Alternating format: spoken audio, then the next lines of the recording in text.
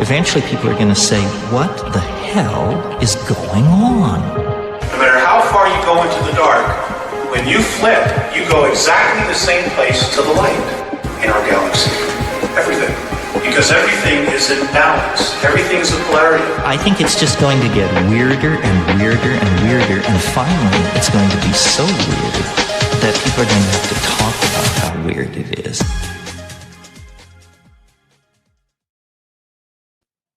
What the hell is going on, everybody? I hope you're doing well. My name is Josh. Welcome to Polarity. I've got a very exciting show for you guys today. We're going to be speaking with none other than my good friend Rhys Dalton-Morgan, who was actually the very first guest on this channel for the first podcast that I did. So it's awesome to have him back. Between then and now, we have had many hour and hours long phone calls that just go super deep into places that I think would make for a fantastic conversation. And that's exactly what we're going to be doing today. And this guy, man, he is like a dog with a bone when it comes to researching UFOs. And I think in good time, he will be one of the big names in this space. So please welcome Rhys Dalton-Morgan. How you doing, man? Josh Radamus. What's going on, mate? Not much, dude. I'm excited for this. Like I said, the phone calls that we have and the places that we go, I think people are gonna enjoy this conversation. I know I certainly am. Yeah, mate, definitely. No, I'm glad to be here. Yeah, like I said, this was our first basically chat when we did the first podcast. So I'm back again. I haven't ruined it too badly, so I'm glad to be here. Yeah, man, me too. And you actually had the opportunity to interview Ross Coulthart recently, which is obviously pretty big. He's a big name in this space. And from what I understand, you've kind of got to know him on a bit of a personal level, sort of between and after that. So what was it like interviewing, first of all? Yeah, it was kind of surreal a little bit in the sense that Ross was actually kind enough to invite me into his home to do the interview. So we were able to do it in his space where he was comfortable in his natural environment, and getting to see him actually, he was working away before I even arrived there for News Nation, and that's where the studio setup is. So I got to, have a little poke around and see what the behind the scenes look like, which was pretty funny in itself. But Ross was just so down to earth, really warm and welcoming. Great fun to be around too. I think that's probably one of the interesting things that people don't get to see when you do get to, mingle or meet people from these fields where we're usually used to seeing them on television or in some kind of presentation show. But how funny the human interactions are. And it was almost like, being a lad in a sense. The banter was there. It was a great laugh. And I'm just very grateful as well that he actually took the time to sit down with me out of his weekend as well and just have a chat and a yarn about some questions that I was genuinely curious about and wanted to discuss. So it really felt like a bit of a whirlwind in the sense. By the time the interview had ended, it was like a blackout when we were going through it with all the questions. Yeah. But he was really comfortable and honest, and I really appreciated it. Yeah, it'd be interesting, like getting to see him from that perspective, because I guess, with the stuff, well, at least with the stuff I do, it's not that kind of media, like I am just myself when I speak here. But obviously Ross comes from like a different background, different generation. And you can tell, like when he's on camera, he's working, he's dialed in. He's a journalist. He's presenting in the way that he presents. He's speaking kind of in that like, narrative tone that he does. But I feel like when the cameras are off, you'd probably get a bit of a different version there. Yeah, absolutely. Yeah. And I think as well, it's probably one thing, people from maybe the United States or different countries viewing Ross through the lens of being from Australia, or, obviously Ross has a kind of mixed background. He's born in the UK, but, from New Zealand and then raised in Australia as well. But yeah, the actual kind of Aussie connection as well, I think made it a bit easier in the sense that we probably have that little bit of a banter chip and down to earth nature, which makes it a little more cruisy and doesn't have to be so uptight or as professional maybe as it usually is. With probably the environments that he's presenting when he's doing News Nation, it's a little more laid back, which is kind of the vibe that I think, as Aussies, we really appreciate getting to see the real the real someone. Yeah, 100%. You can't beat the just authenticity. I think no matter where you're from, when you're sort of exuding that, it's like a universal language. I feel like that sort of authentic tone and just body language and all that kind of stuff. We were speaking just before we got started here. You were telling me about something really interesting in relation to Australia, the Oz effect. Oh, Can you, yeah. can you explain that? Because I'd never heard about this. Yeah, it's an older term. I think it actually goes back, interestingly enough, to Jenny Randalls, who was like a UK investigator. So the Oz factor, it sounds like it comes from Australia, but it's actually in reference to the Wizard of Oz. And what it is essentially when people are about to have an experience that is considered supernatural, paranormal, or high strangeness, it's the idea that you're sort of almost transported from where you are to the same place, but things are a little bit different or strange or bizarre. So I would almost describe it in the sense of waking from a dream that is your reality. So it's like you've opened your eyes where you are now, but what you were actually doing before is a dream. And then all of a sudden in that state, that kind of altered state is when someone may see a UFO or have a particular experience that is almost unexplainable or paranormal or unknown. And yeah, it's called the Oz factor.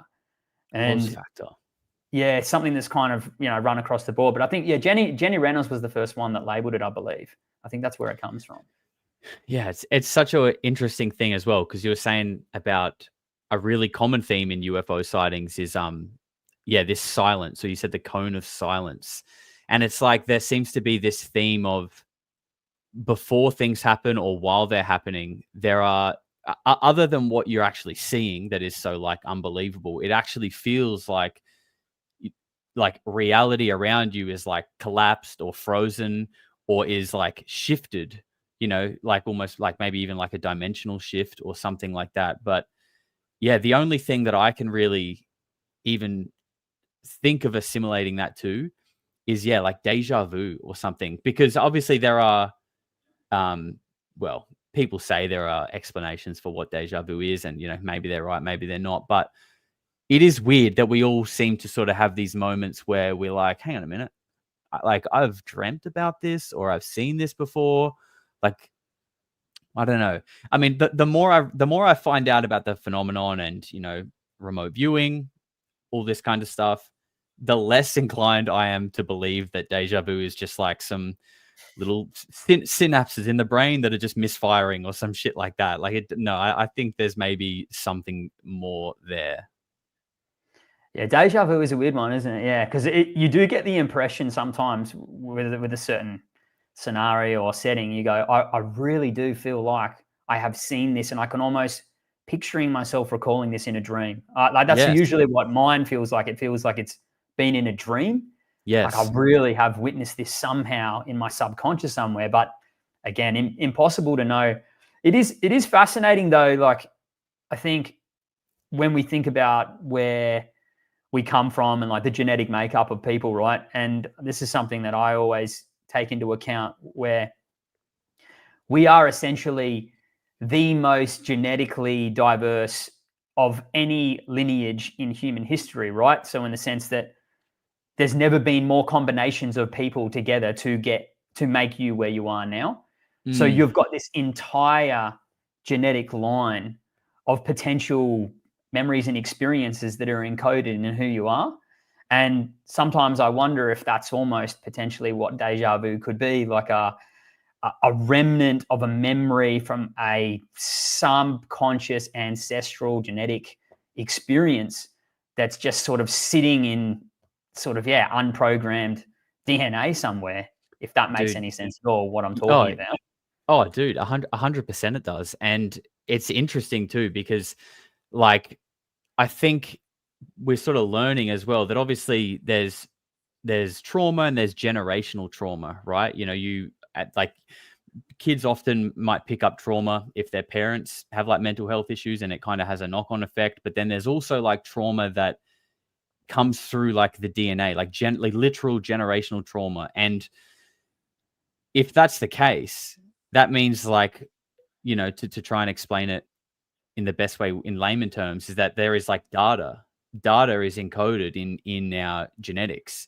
So if something like that can be encoded, trauma, what's to say memories, not like knowledge, a whole bunch of other things also aren't stored in there from previous lifetimes and generations that maybe, like deja vu, or when you're dreaming, maybe you're subconsciously tapping into that stuff, or maybe through other practices and routines, rituals, you can kind of like access this knowledge base. And some of that knowledge might not be good. It could be trauma. You could be like uh, hypnotic regression. You know what I mean? You're reliving this stored data there that may not necessarily be good, but there's data, and just that in itself is kind of mind blowing. That there is that, like, we literally are computers.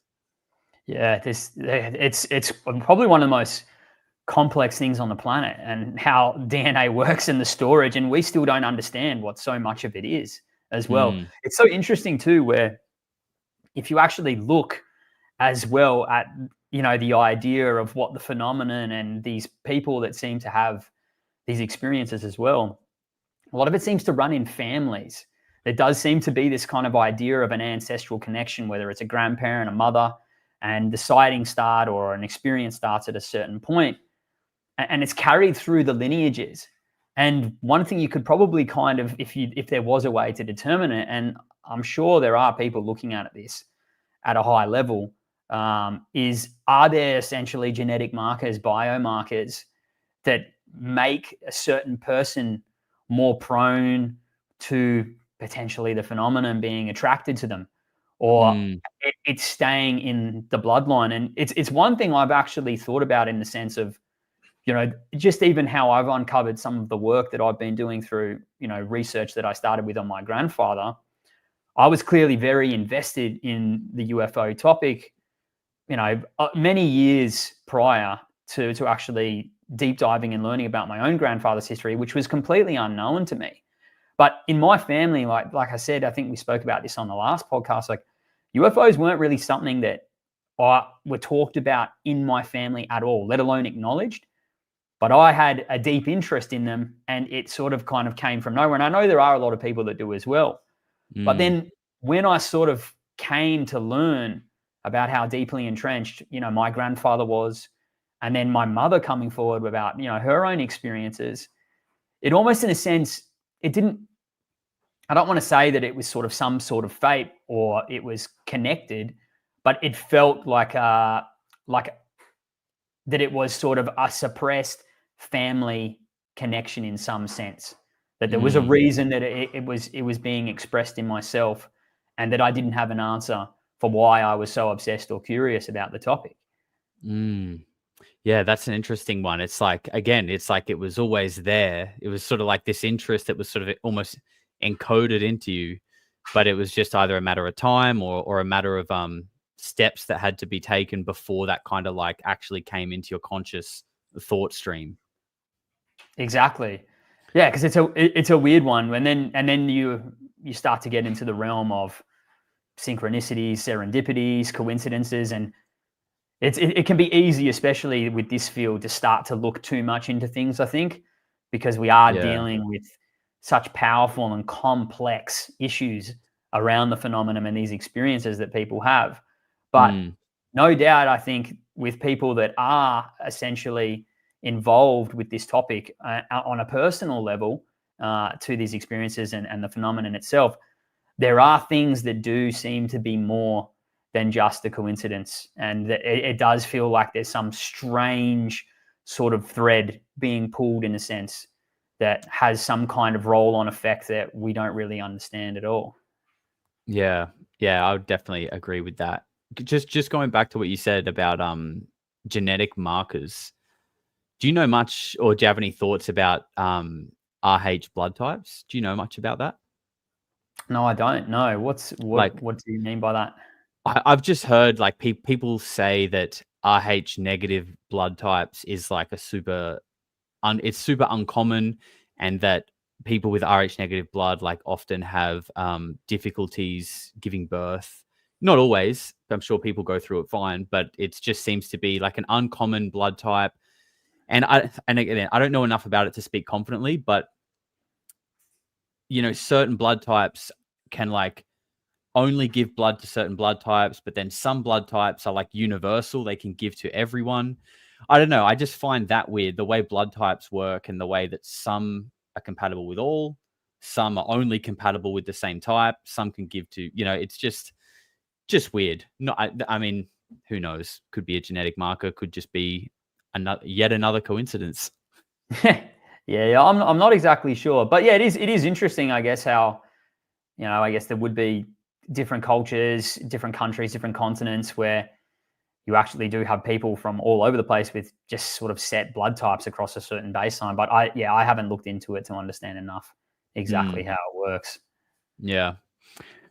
What about let's go into the different types of beings that, because like we've been hearing a lot about, I think lately we've been hearing a lot about Nordics and stuff that like it actually feels like at the moment, if we're to follow like this sort of disclosure unraveling that seems to be happening, whether you actually think that's going to go somewhere or it's legit, that's another conversation. But what is being played out right now, it seems like there's been a little bit of an uptick in like talking about Nordics, talking about reptilians, talking about tall whites. What do you think? What do you think? Do you notice that, by the way? Do you feel that little uptick in what the chatter? It's been an interesting jump, hasn't it? Like in the sense that we are still demanding some concrete proof or evidence for just the craft to start with, right? Which has sort of been the basis of where a lot of this whole push for disclosure came from, with the idea of programs and the United States Defense Forces encountering unexplainable craft or UFOs. But it did, like, and I remember, I think you can almost probably go back to, Eric Davis talking about it in that kind of congressional setting, first off, describing some of the entities, and Avi Loeb there on the other side, basically, from a rigid scientific perspective who wants something more concrete, kind of the shock and laughter around it a little bit. But Grush coming out through Burleson and talking about the idea that there were Nordics essentially, a few hundred years ahead potentially, and that the Greys were, technologically maybe thousands of years more advanced. That shocked me in the sense that if you had read through so many of the abduction experiences and entity experiences and encounters with people all the way back through the 50s and onwards, it's all written there. Like there is just so much of it, these kind of types popping up across different eras and different experiences. And to hear it actually coming from potentially someone who we, I think assign quite an esteemed and respectable reputation in David Grush as one of the real leaders and forefronts of this disclosure process. It's quite amazing, and it makes me wonder what has he seen, or what evidence has been presented to behind him to sort of almost definitively come out and make statements like that. Is there something that genuinely, like we talk about the idea of biologics, like it sounds so outlandish, but is there a possibility that there are potentially bodies? I have no idea. I mean, yeah, it's all speculation. But for me personally, this thing that like there is Nordics that are just a couple of hundred years ahead of us. I mean, we don't know about anything at the end of the day, right? It's all just speculation. But sometimes like you hear some things and it's like, it kind of can sit and land and be like, okay, I can ponder on that. I could think about that. But then other things I'm just like, I just, that one I'm struggling to like sit with. It just doesn't feel right. And for me, the fact that they're just like a couple of hundred, well, it depends. It depends where you want to go with it, right? Because I mean, Nordics, they sound a lot like the Aryan race, right? These people that the Germans were obsessed with, who are from like this Indo-European tribe who migrated and ended up being responsible for kind of like propagating what was in the Vedic texts, which is all about Vimanas and these flying, chariots for the gods and things like that. So if that race is blonde hair, blue eyes, the same way we depict Nordics, maybe there's something in that. Maybe there is a race that was just somehow a bit more advanced than the rest of the humans on Earth, or maybe they were tapped into something or someone, and they just did have a bit of a head start on things. And if that's true, because we don't know, but if it's true, it's like if you extrapolate that out hundreds of years, hundreds and thousands of years, and it's just remained that way, things would be so compartmentalized that, like, I think that's when you literally get the idea of a breakaway civilization. That, like, if these people were that far ahead that long ago and have remained there as the rest of society has kind of evolved and grown outwards and developed their own systems, then if there is this actual other civilization that is responsible for Vimanas and all this kind of shit from a long time ago, like, what's to say they're not still here? What's not to say that they're not still here, living in the bases that Danny Sheehan has spoken about, in the mountains, in the oceans, right? Like, I really do think that should stay on the table as an option. I really think that. It sounds so ridiculous when you does. obviously put it like that. And that's kind of one of the things that I think is so challenging with the topic, is there really is, I guess a lot of outlandish claims with the lore and the history of the UFO topic.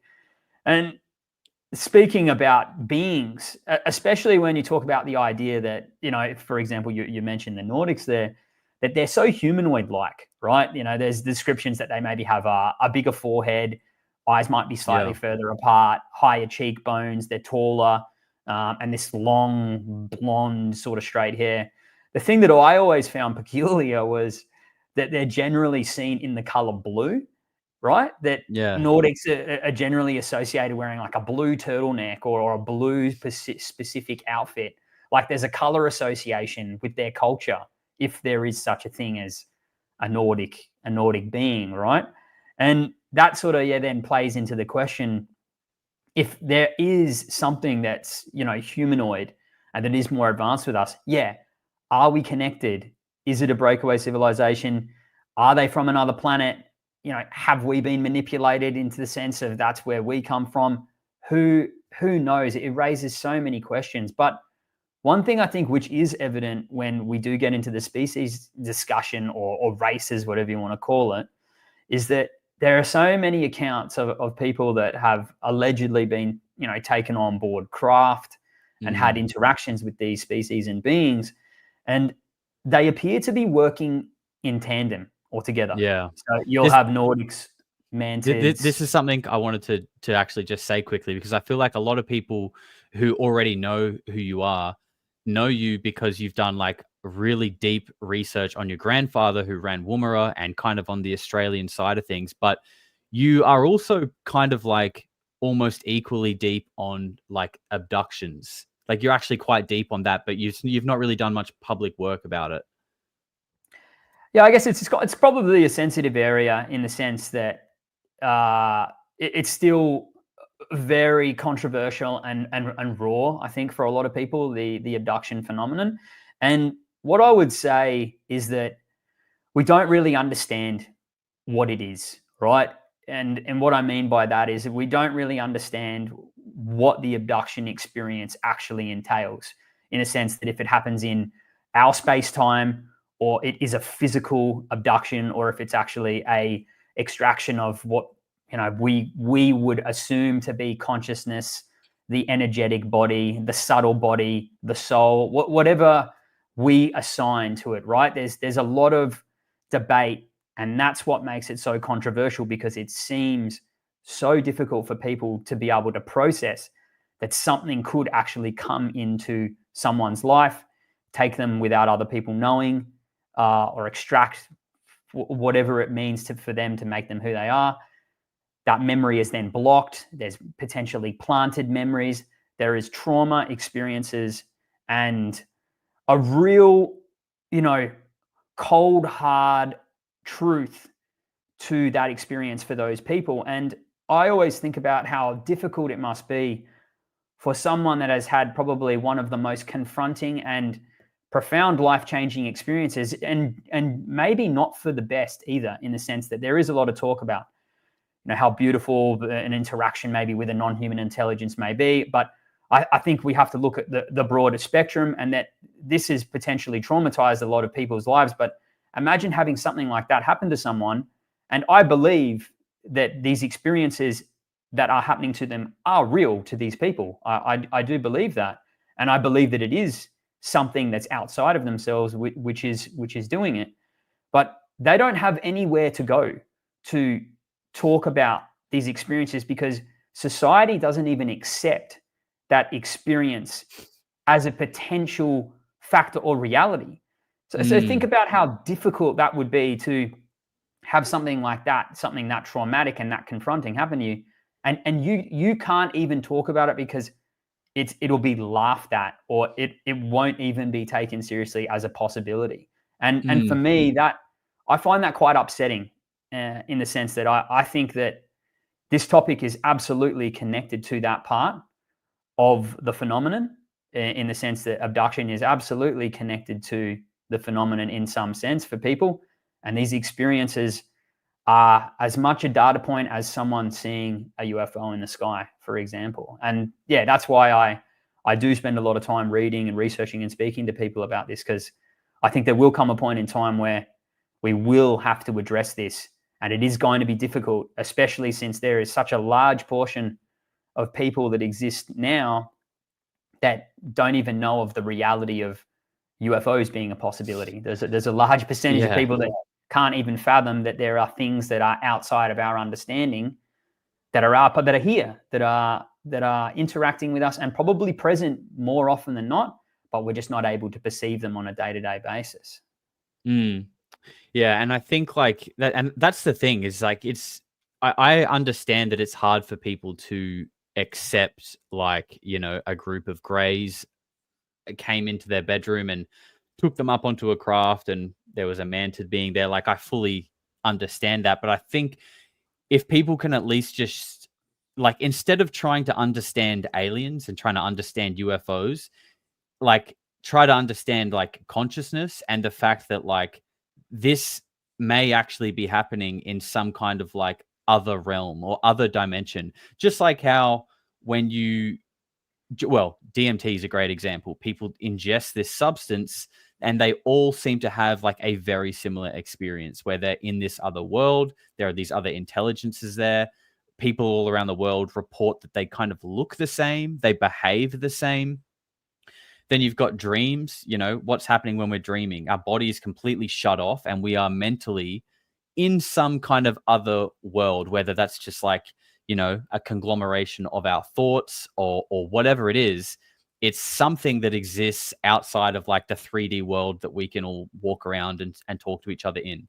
So if people can begin to wrap their head around that and the fact that there is like another level to our reality, then I think it can become a little bit easier to grasp the idea that like, okay, so there are levels to this game, and on certain levels, people seem to be having these experiences where other beings are interacting with them and doing stuff to them. And like you said, it is sad that people don't believe that, because whatever's happening in these abductions is really sort of anyone's guess. But to a victim, I would probably class it, at least in how it would feel, in like the same category as like being like sexually abused or like a rape victim, because your space is, well, at least it feels like your personal space is being invaded, your body is being invaded,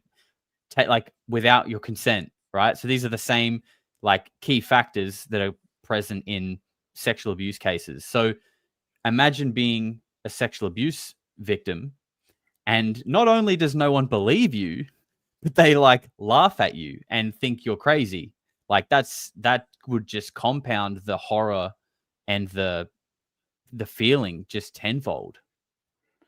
Yeah, it's absolutely, depressing to think about it, I think, for people. And imagine how many people there probably potentially are that out there, that may suffer in silence, whether it's abduction or another type of experience, that don't talk about these things that have happened to them, right? Because they don't believe they have an outlet or a safe space to actually articulate these kinds of things that have, clearly been very real to them.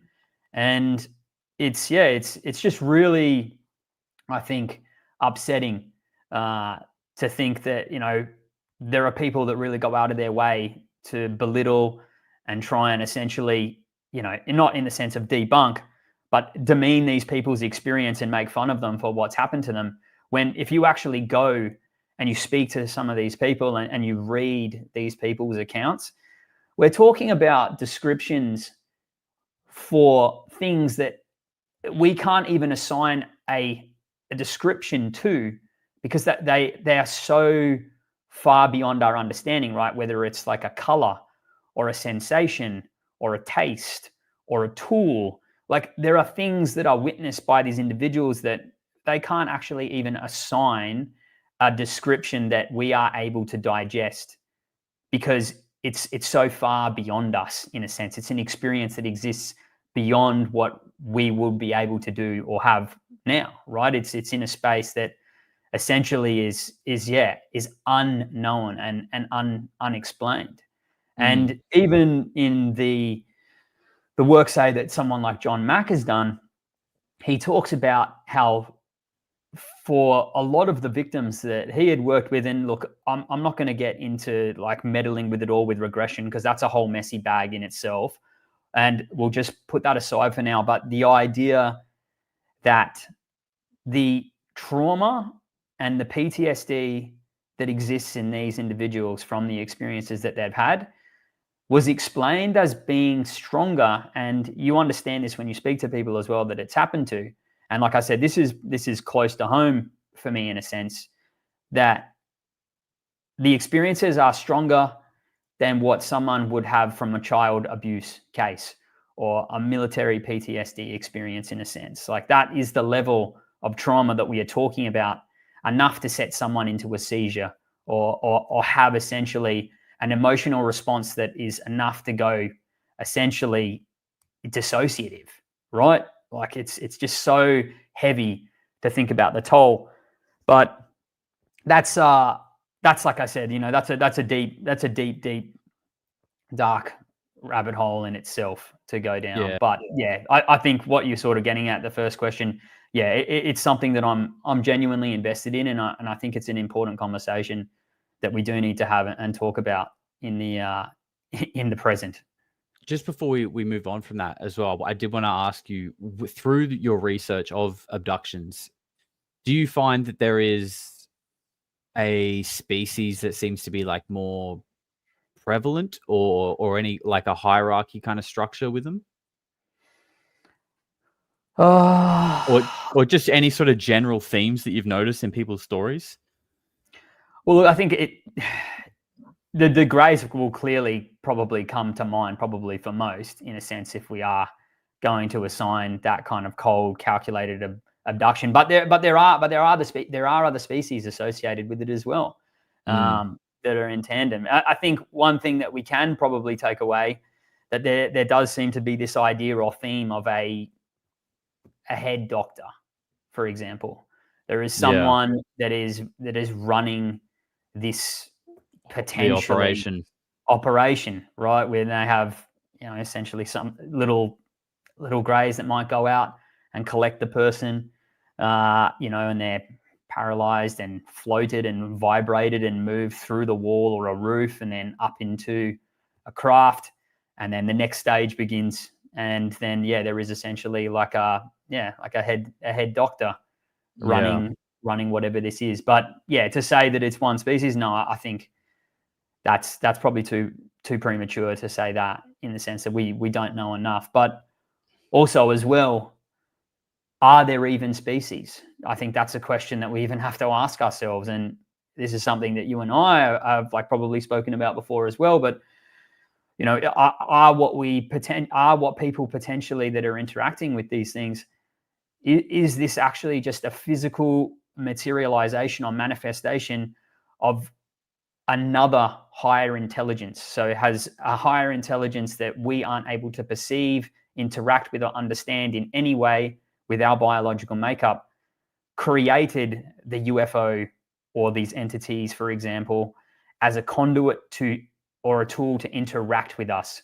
so that they can have some kind of effect or interaction with, us as humans. That's something that we need to consider, that these species are essentially like a design by another higher intelligence that is like they're like a ventriloquist pulling the strings there.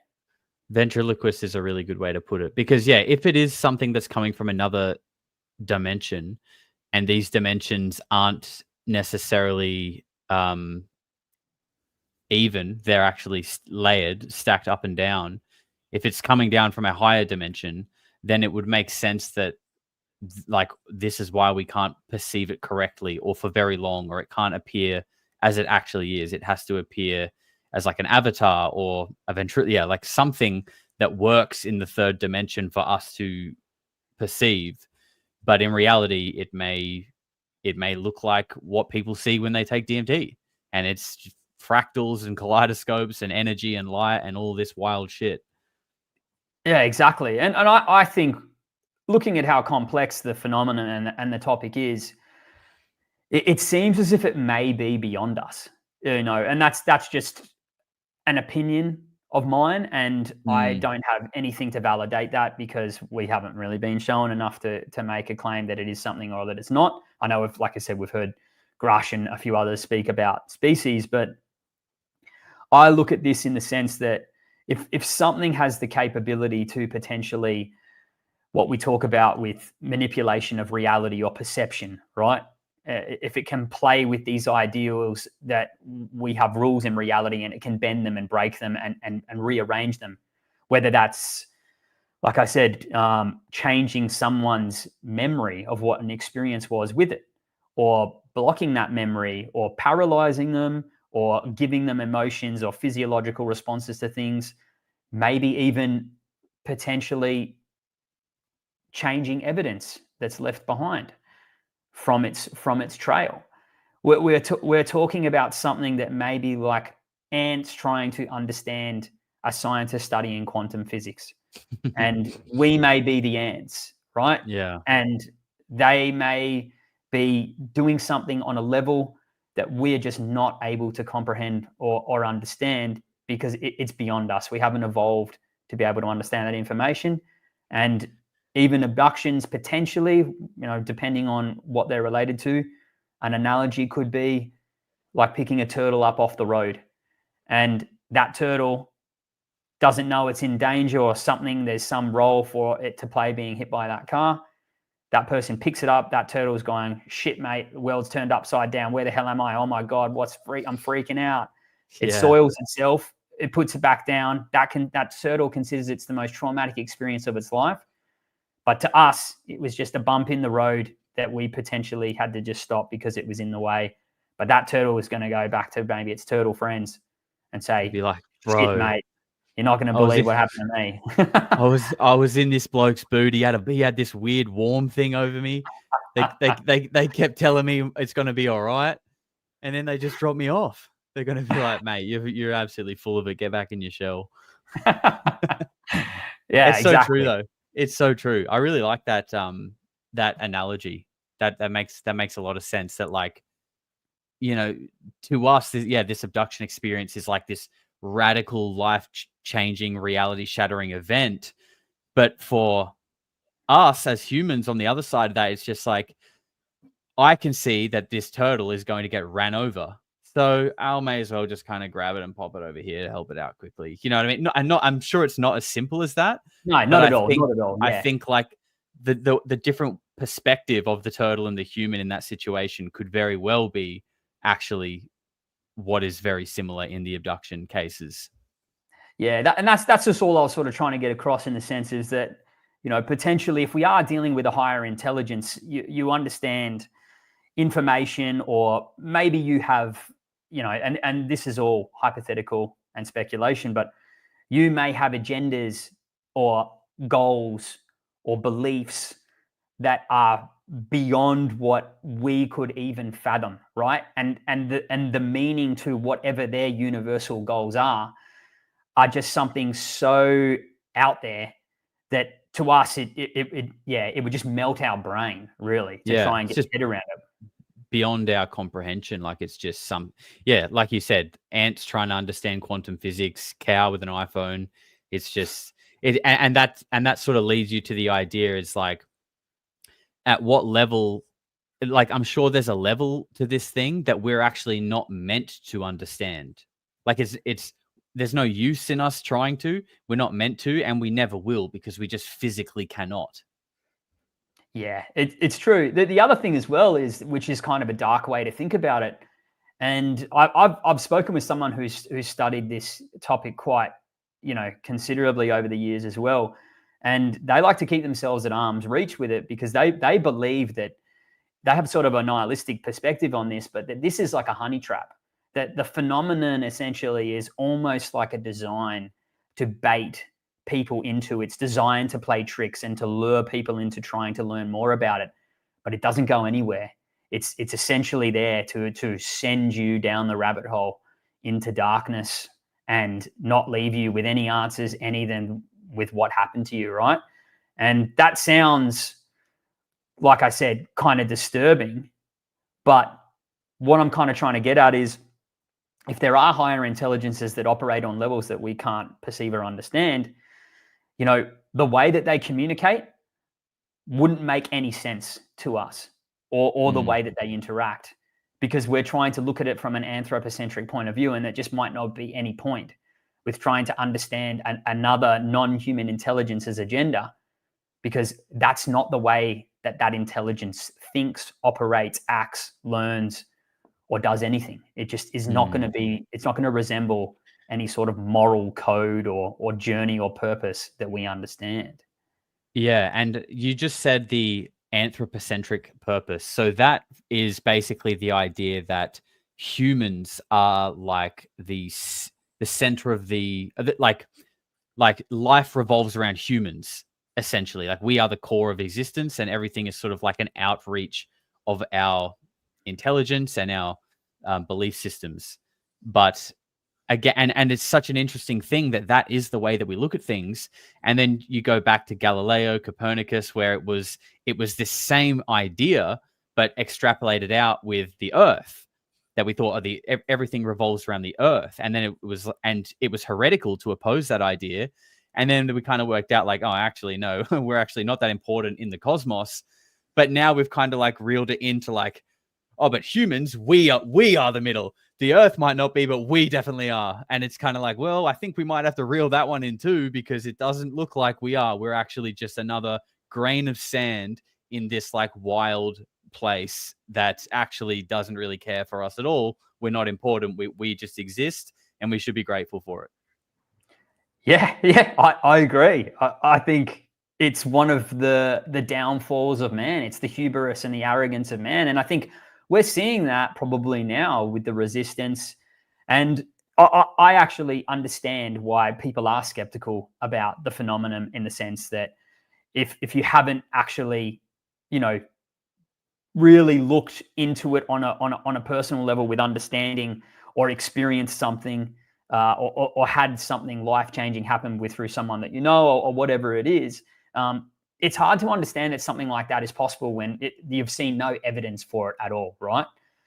But For sure. what I think is really interesting, I kind of just lost my train of thought there, was what with anthropocentric we were talking about. Yeah. The idea that humans are the center of it all. And that's probably an idea that we're going to have to get used to not thinking that way. That's right. Yeah. So, and most people now who are in scientific or academic fields, they look at this topic and they say, oh, there's no evidence for alien life, or there's no evidence for non-human intelligence. And I think genuinely when you look across the experiencer sort of cohort there, and you speak to people that have had experiences, I think there is a lot of circumstantial evidence there, and I think it's actually quite compelling in the sense that if there's someone that I trust and that I've known my whole life, and they've been completely normal, and then something happens to them, and they tell me, and I know what they're like or what they are as a person, and they have no reason, they're not going out of their way for money, fame, glory. They've just had this experience to them, and they're telling me in all honesty, and there was actually someone else with them that saw this happen as well. I am inclined to believe that in whatever way is possible, that what happened to those two people was a real experience, that I have no reason to doubt them, right? That they have no reason to lie or make that up to me. And there are cases out there where this field is muddled with, fantasy, lies, deception, dissemination of disinformation. That exists in this field, no question about it. And there is a lot of bullshit, and it's meddled in with the truth. But back to the idea that there isn't evidence for this, and our society doesn't accept that we aren't the peak of the apex predator on planet Earth, that we control or manipulate these food chains. I think that's extremely naive. And I really do think there is probably a spectrum of higher intelligence as a range, potentially, that exists on a level that is above us, and that maybe is in control, and maybe has been potentially longer. And we in society, especially through a kind of Western perspective point of view, we don't tolerate that in the material world. But that we might be, like a lot of people have alluded to, a lot lower down the pecking order, even on our own planet, potentially. Yeah, dude, I think that, like, when you look around at things, that to me is like not even a wild thing to say. It's like, oh yeah, that makes sense. It makes sense that things are the way they are because we are not actually in charge. We're just kind of part of like a bigger plan.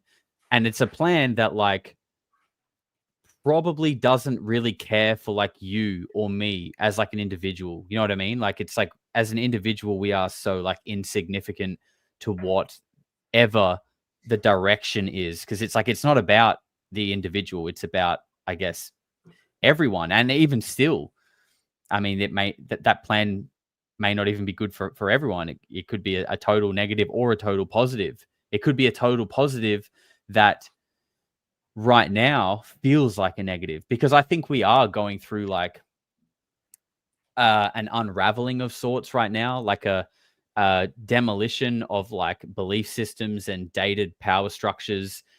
And I do think new ones will be established, but like, I think first the old ones have to come down.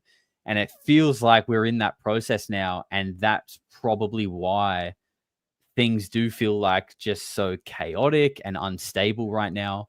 But zoom out, and this may just be like a little nick in the timeline of like, oh yeah, that's when we had to kind of shut it down and start something new. At the time, it feels like the whole world's going to end in 2027, but actually it's just a kind of a rebuilding of belief systems and structures. And I don't know. I'm just trying to think positive. All right. I don't want to think the world's going to end in a couple of years. Look, I think we can only take it day by day. But I agree though as well, and this is why for me the UFO topic is so fascinating, right?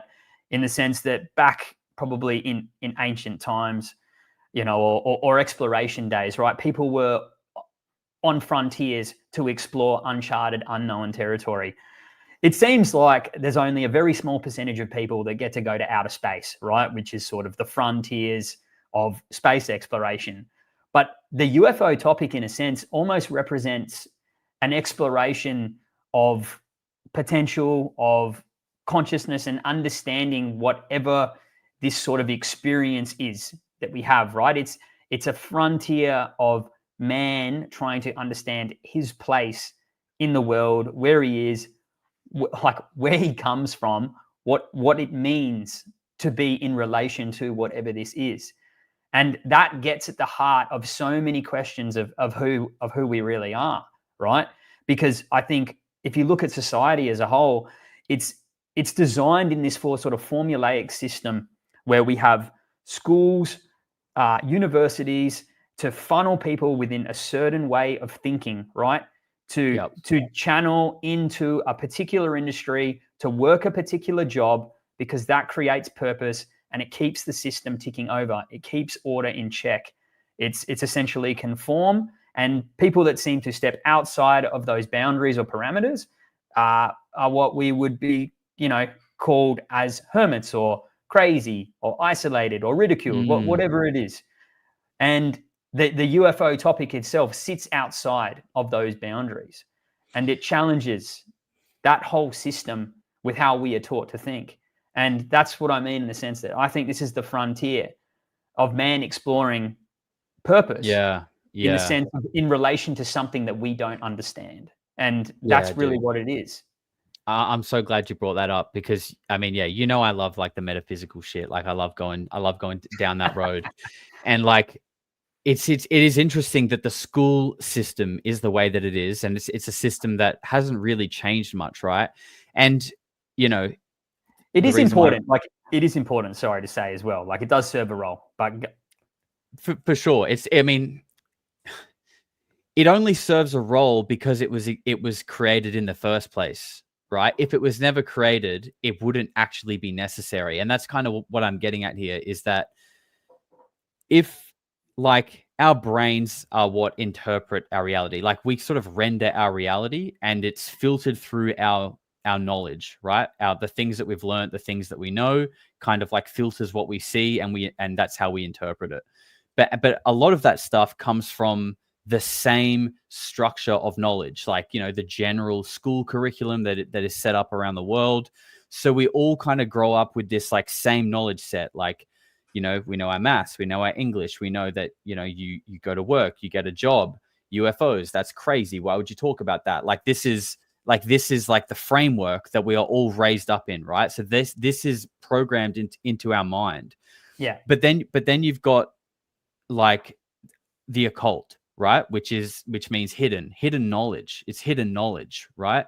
So, and when it comes to the UFO phenomenon, almost all of these roads seem to lead back to the occult in some way, in some weird way. Not like every abduction, for example, but people that are involved in it, there seems to be a lot of these ties. So people who are part of these groups, these like mystery schools and whatever, that date right back to like Egypt, and there's been new iterations of them up until the modern day. It seems like there is literally this hidden sect of knowledge that you can only kind of gain access to through like initiation, through like dedication and discipline, and like showing that you are like enlightened and deserve to like hold this knowledge. So it's like the people who don't have that knowledge aren't able to like filter reality with that knowledge set. So it's like, in a way, the school and the base knowledge set that we all get is like in itself the Matrix. We were kind of talking about this before we went live, is that like the Matrix is our shared kind of what's acceptable, what isn't, like the knowledge set that we all agree upon. But then there are these groups that are in the shadows that have knowledge that we don't. So like, what does that mean for like the reality that they live in? Are they like interpreting and understanding the world through like a different lens? Are they able to like manipulate things in a different way? You understand what I'm getting at? Absolutely. Well, that comes to the idea of knowledge is power, right? And I think there are like secret societies potentially do have knowledge, right, that maybe does feel like it gives them a completely different perspective on the way the world works, or the way that the universe exists, right? Yeah, I would say perspective and advantage as well, massively. Yeah, I think depending on, I think maybe the school of thought or whatever secret society is, I'm not really sure. Obviously, there's a range of different different thoughts and different interpretations. But you could probably go as far to say with maybe specific intelligence agencies, right? Looking at a particular intelligence agency that starts to explore the phenomenon, for example.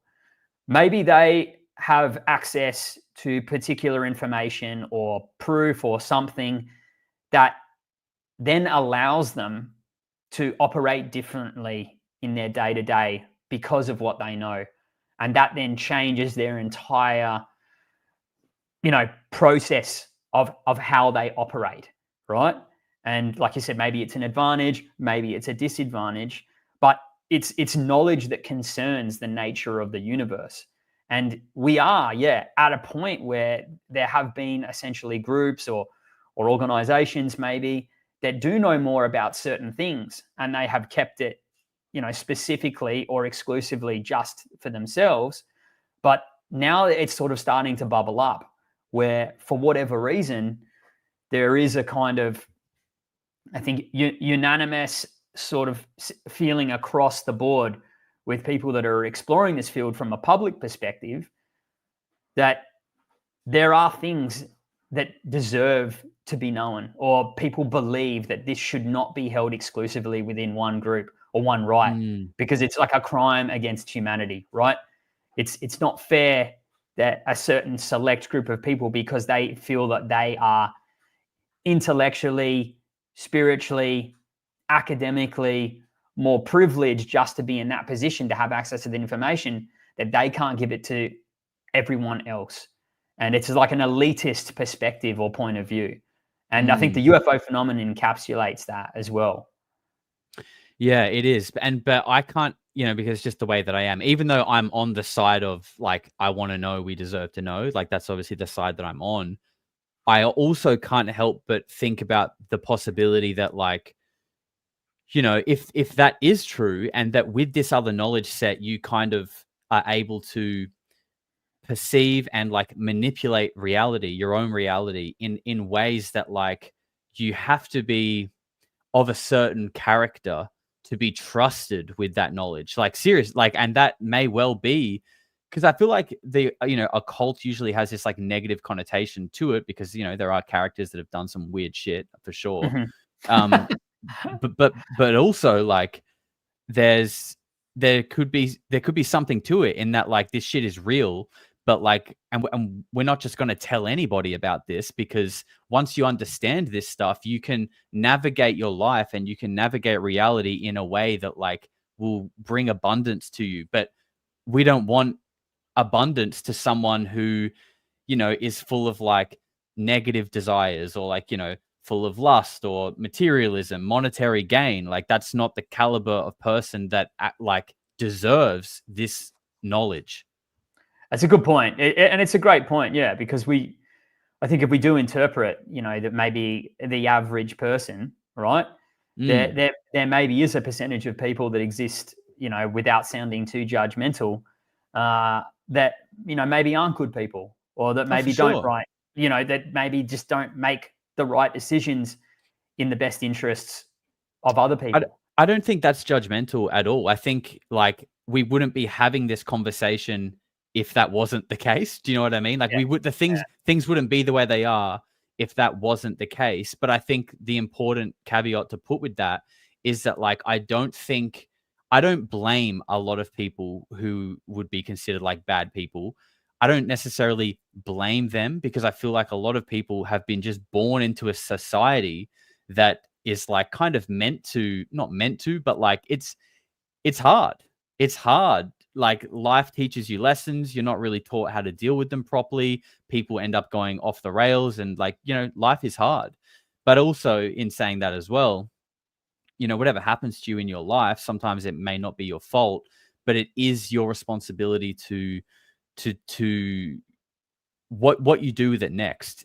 Are you going to be a victim? Are you going to see the lesson in it? Are you going to take your pain out on the world, or are you going to grow from it? I think, like, those like moments where you have the option to like go left or right, that kind of dictates what kind of person you are.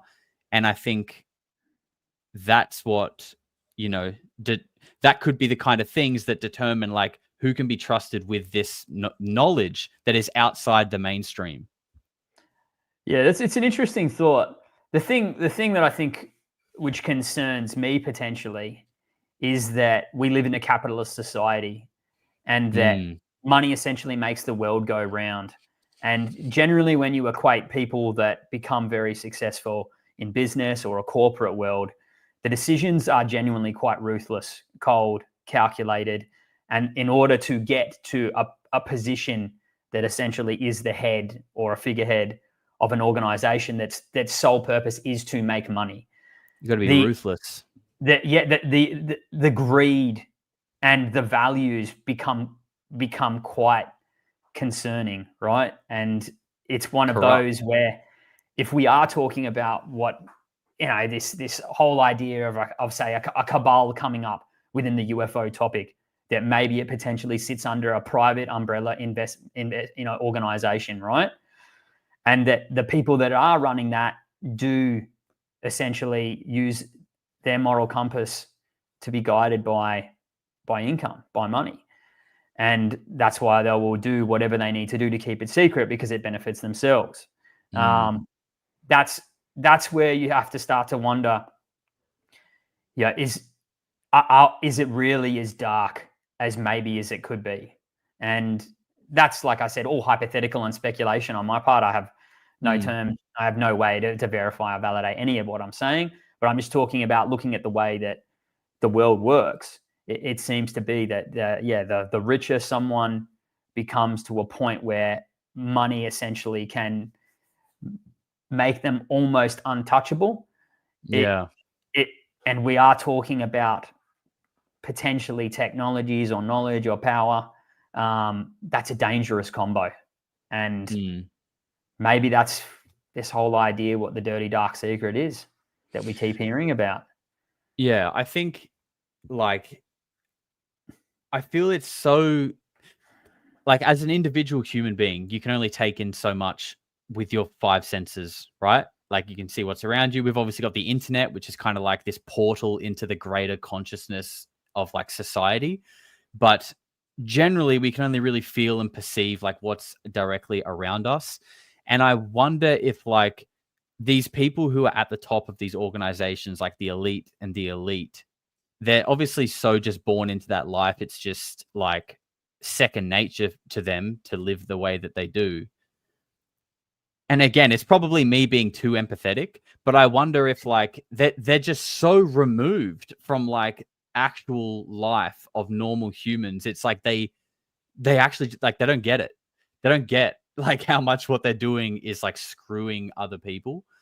And again, it's like, yeah, I'm being way too empathetic because I want to say like I kind of don't blame them, but I mean, who else do you blame? But yeah, I think just like that, like the Western society has just become so like fragmented and you know, to different levels of you know, socioeconomic status. Yeah, disparity of wealth.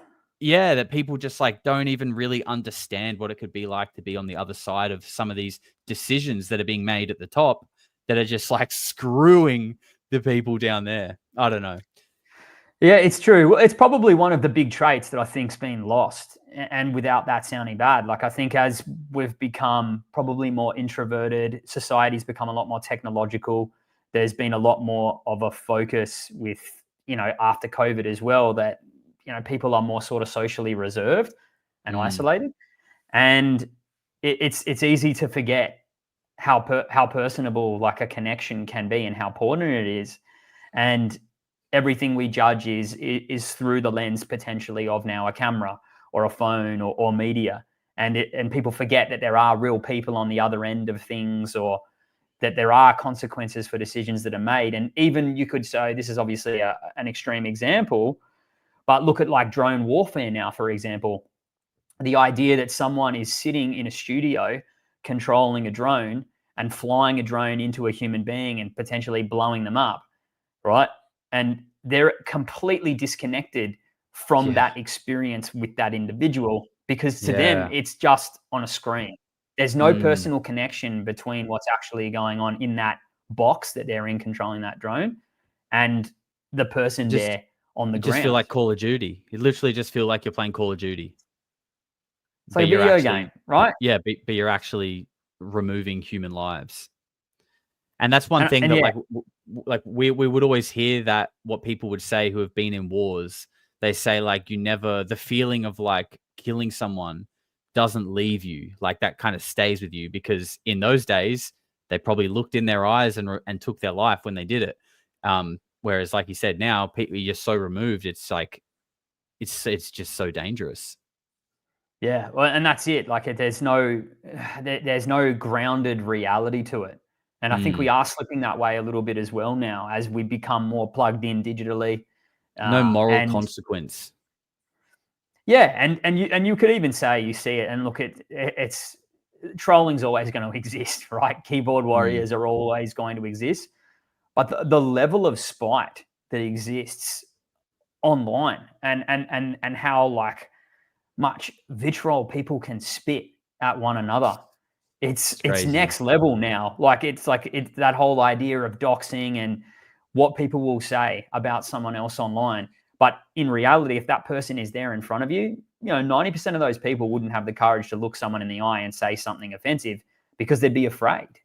They wouldn't be man enough, or they wouldn't be brave enough to do it. And Yeah, 100% agree, dude. I think most of them are bots. I really do. I think most of them are bots, and I think 50% are bots, and like 40% are people who like see other opinions online and can't think for themselves and be like, "Oh, just go along with the masses." And then I think there's also like 10% that are just like total like nihilistic, like basement dwelling gremlins that just like hate anything and everything, including themselves. yeah, I know. Yeah, there's some real vermin out there online. Jeez, it's bad. Yes.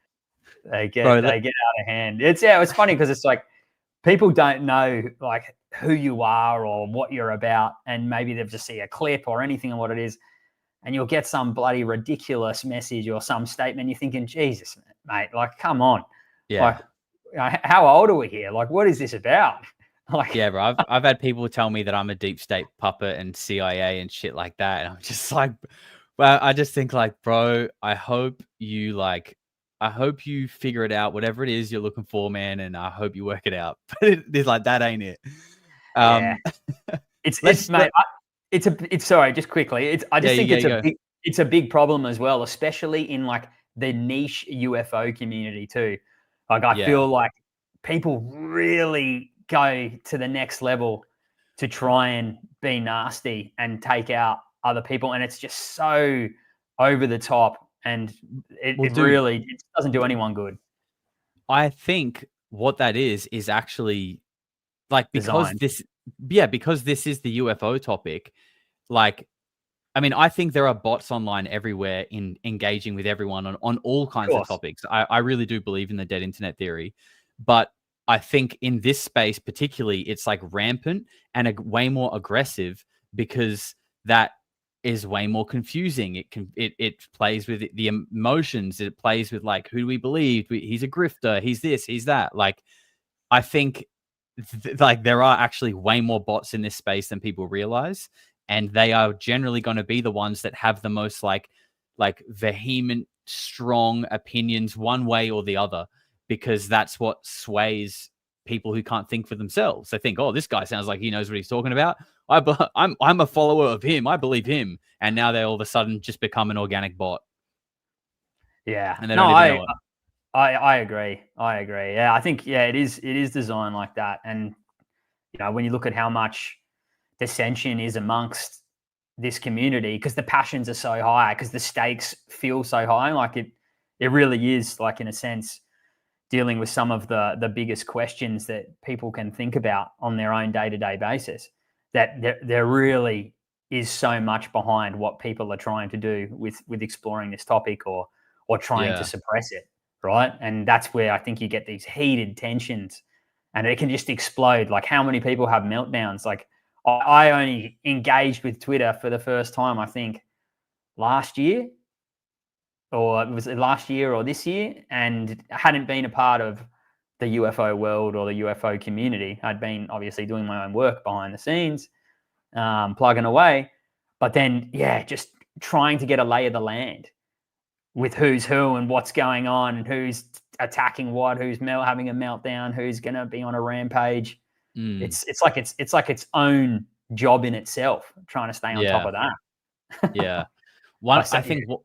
I think one dude who does it right is vetted, because he doesn't follow anyone on Twitter. Although I have seen him engage with a few people. So he must, he obviously gets stuff come up on his For You page, which, I mean, you can't avoid that.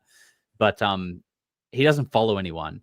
And I think that's a really good move. And I do follow people, and I do sometimes throw my 2 cents in every now and then. I try not to engage in bullshit arguments, but it is my general rule of navigating that space is if your display picture is not you, and if your name is not a human name, I just if you're aggressive or saying something wild, I just assume you're a bot.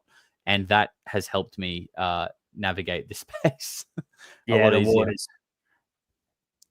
Yeah, UFOs around the world says a lot of the community are great people. 100%. It's just going through the reads to find them, because there are a lot of long reads for sure. I mean, particularly on Twitter, I think that is the space, because I would say my YouTube comments and most of the other places are generally pretty positive. It's just Twitter is just a wild place.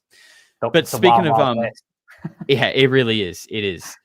Speaking of wild places, let's talk about a disclosure as an entity and as a movement. Okay. Because Michael Herrera just came out in the last couple of days, basically advising whistleblowers to not come forward, which is obviously pretty counterproductive and not what you would think someone like that would say, someone who's been actively pushing for disclosure. But he's saying it's because, they've the Congress already have information to act upon. They have intelligence they have addresses, they have companies, they have CEO names, but they haven't done anything yet. So what good is getting more people to come forward? And it's basically saying that it's kind of a trap, essentially. It's a way for them to get these whistleblowers to pop their head up so they can cut it off. Yeah, whack-a-mole them. Yeah. Yeah, it's I mean, my personal I don't even care that there's another UAP hearing. Put it that way. I'll obviously watch it and I'll probably cover it. But right now, when I heard there's going to be another UAP hearing, I was just okay, cool. I don't care. Yeah. Yeah, it's in I think it's in a tough place right now. And I think a lot of people probably feel that if we think about where we came from with the first hearing with Fravor, Graves and Grush, that felt like a real, and it might just be in the sense that it was the first one for a long time, so it felt quite historic. It felt way more genuine. Yeah, there was a lot of punch behind it. And the second one had its moments as well, but I don't think it rang as strongly as the first one. But it does feel like now that there's a lot of question marks with where the disclosure movement is behind the scenes. And what I mean by that is, for example, and this is something that wasn't really picked up and spoken about on, is Burleson had originally proposed a select UAP committee in January. And that was actually shot down by the Speaker's office, by Speaker of the House Johnson, right? And what ended up happening is we ended up getting this task force, which was claimed to have been basically backed by the Trump administration at a higher level, and that they would get subpoena power if needed, if there were things that were actionable.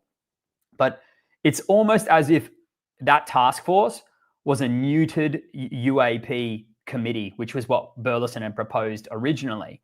And while he did jump on this task force and they have been doing things behind the scenes, and I do think Rush is trying to get things moving and they're trying to do good work, it's almost as if there's not enough support to actually help what Herrera is talking about, like whistleblowers coming forward. I don't think there's infrastructure or a network in there to actually provide a pathway for these people to be secure, to provide this information, to go out there and get it. And I don't think the whistleblowers trust the administration either. I think they're probably looking at what's going on and saying, this looks like a train wreck, right? There's all this confusion and chaos over the Epstein stuff. There's mixed messaging going back and forth. Trump has basically signed an executive order for the JFK, the Martin Luther King, and for those issues, but he still hasn't signed an executive order for UFOs.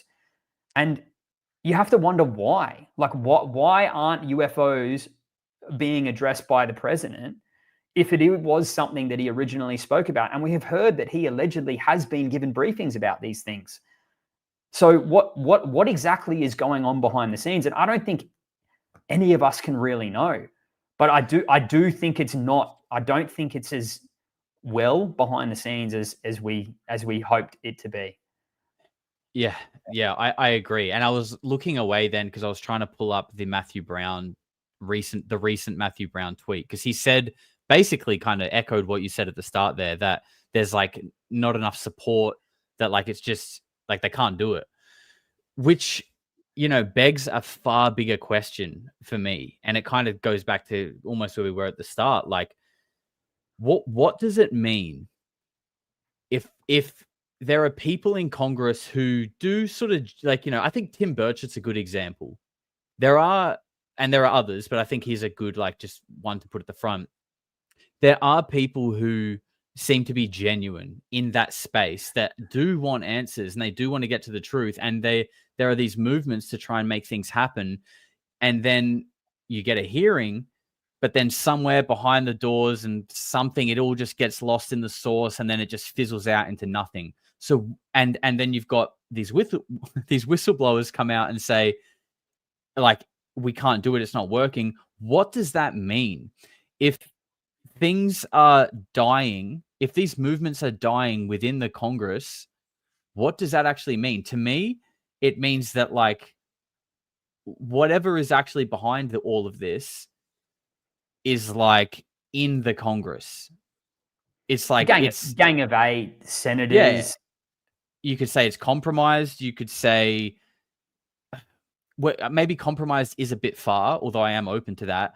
But there are like 2 different agendas in the one Congress, which is, aside from UFOs, like, not good, like extremely unhealthy just for the country as a whole, having 2 competing ideologies and ways forward. That's just like unhealthy, UFOs aside. But if all of this stuff keeps going in there and dying, I mean, one, it says that this is likely always going to be a dead end road, that like it's not going to, we're not going to get what we want down this avenue. But I think it also could allude to something like far potentially darker, that like whatever is controlling the phenomenon, whatever it is and whatever's pulling the strings, has its hands firmly in the American Congress. And like, again, what does that mean? Well, you can't rule it out. I have no idea, obviously, but it's like, we are talking about things, like I said, that are potentially beyond us and above us. And if they are all powerful, and think about the idea that we hear, you know, that across the board for people that are involved potentially in, say, programs like ORSAP or ATIP, for example, where the portfolios were described as sticky. And I obviously, you know, I'm quite close with someone called Bill Chalker, who's an Australian scientist here, and he's been involved in things before as well. And the way that I've sort of had it explained to me, and examples that I've sort of, I guess, been told, is that there is this idea that when you start to actually get at the heart of the truth of maybe what the phenomenon is, or start to get close to it, there is this pushback, and there is this kind of effect that maybe the phenomenon doesn't want you to get any closer. And that is like a control mechanism in place to prevent people from tugging at that issue. And it sounds, you know, outlandish to say that, you know, how could that play into the effect of congressmen making decisions, or senators basically blocking bills? Well, it could be as simple as the fact that America is deeply, it is a religious country, right? There is a Christian sect that runs through the United States. I wouldn't say it's a secular country. And the interpretation for people that maybe are of certain religious backgrounds that are in senator positions or congressional settings, if they do have some type of potentially experience with a phenomenon, right, in a negative sense, the interpretation will be that it's demonic. And then that's where that idea of the whole, what's it called? Sorry. The Collins elite comes from. Oh, yep. Right? Mm-hmm. That there's a group of Christian fundamentalists essentially at the heart of blocking UAP disclosure, because that they believe that this cat shouldn't be let out of the bag. And that plays into the idea of sort of what you're talking about. But I also think as well that politicians are just naturally inclined to be corrupt as well. Well, yeah, I think to pay people off.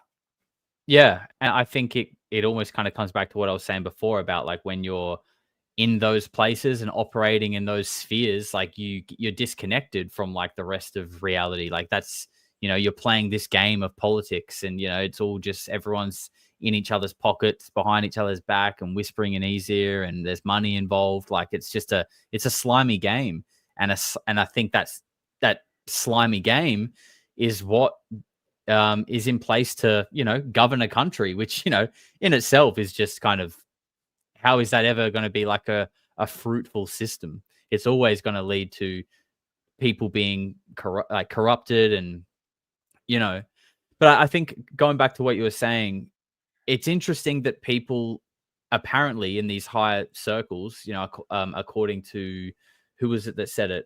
Pippa Malmgren said that people are being advised to read the 3-body problem in those circles. So it's like, okay, what does that mean? Because I think obviously there's the idea that there is like, an intelligence interacting with us or coming here, or that we maybe contacted a long time ago. But the one that's obvious to me that is a direct connection is that whenever anybody comes close to coming up with like free energy or like a certain level of technology, like extracting energy from the ether, they disappear, or at least they're advised to like back off and stop, or they disappear. And it's like, so that makes me think like, okay, if there are these control structures in place that are stopping disclosure in Congress, and there are also these people that are independently coming up with ideas for free energy and how to extract free energy, and they're being silenced, sometimes killed, that seems like whoever is responsible for A is probably also responsible for B, which means if the people who are in the Congress stopping disclosure are responsible for suppressing people inventing free energy, it's not because they hate free energy and they're not interested in it. It's because they already know how to do it, and they don't want you telling everyone. And then I think that probably takes us nicely into what I wanted to ask you about, which is the Tic Tac. Is it Lockheed Martin, or what do you think? It's a great question, isn't it? And it's a controversial one. And I think, just speaking a little bit to what you said there as well, that really is a big question mark around this topic. To what extent has there been technology breakthroughs, and how closely related is it to the idea potentially of crash retrievals, if that happens? And if there are, potentially breakthroughs in reverse engineering technologies, how many of those are what people have been seeing or experiencing? And we've been told for so long that the Tic Tac almost has been in that category of unknown. And now that there has sort of, I guess, surfaced this idea that the Tic Tac is Lockheed Martin, I think it's thrown a real spanner in the works with what people are thinking about what's possible and what's not. And I've really had to think deeply on this, in the sense that I was shocked when I heard that the Tic Tac was Lockheed. I'm not going to lie. And the reason that I was is, given obviously all that we've heard from Fravor, we've heard from Grush, reading some of the reports and the accounts of how it works. And one thing that sort of I was thinking about in particular was the idea that when the Tic Tac was at the surface of the water and it was pinging around in the cross motion, and there looked like there was potentially, and it was described as if there was something potentially below the surface. When David Fravor sort of circled down in that sort of hurricane cyclone motion towards the craft, the Tic Tac turned and like it had noticed him and started circling back towards him. And I went to sort of examine that and say that's an example of an intelligence. Like something is intelligently operating that Tic Tac. It's noticed him. It's moving in a form that is almost imitating his movement. And then it shoots across the nose of his craft 60 miles away to the cap point. And then that essentially speed was ridiculous. Not as ridiculous as they were detected on the Spy 1 radar moving from 80,000 feet to the surface of the ocean in less than a second, which is like upwards of like 55,000 miles per hour or something when you do the maths. And there was no environmental signature for when that thing got close to the water. So that, like when something stops at that speed, right, if it is indeed moving from 80,000 feet to the surface of the water, that's like a bomb going off at the water when you stop on a dime at that speed. It's absolutely ridiculous. And yes, we can talk about unknown physics and potentially breakthroughs that exist within organizations. But one thing I think which is overlooked, which I wanted to point out, is that the pilots, which was mentioned in Skinwalkers at the Pentagon by Colm Kelleher, Lakatsky, and George Knapp, was that the pilots experienced what we would equate to essentially almost a hitchhiker effect or parapsychological or psychic side effects after the encounter, right? And that makes you wonder that those records are essentially classified from what we can determine from the book that was written in Skinwalkers at the Pentagon. But why were the pilots, I guess, having some sort of, exposure to a side effect that we associate so closely with the phenomenon when it's meant to be a Lockheed Martin? And you could claim that maybe because they're controlling a potentially reverse engineered craft, if you want to speculate, maybe that's why, and that there's some kind of byproduct of using or being in the vicinity of that technology.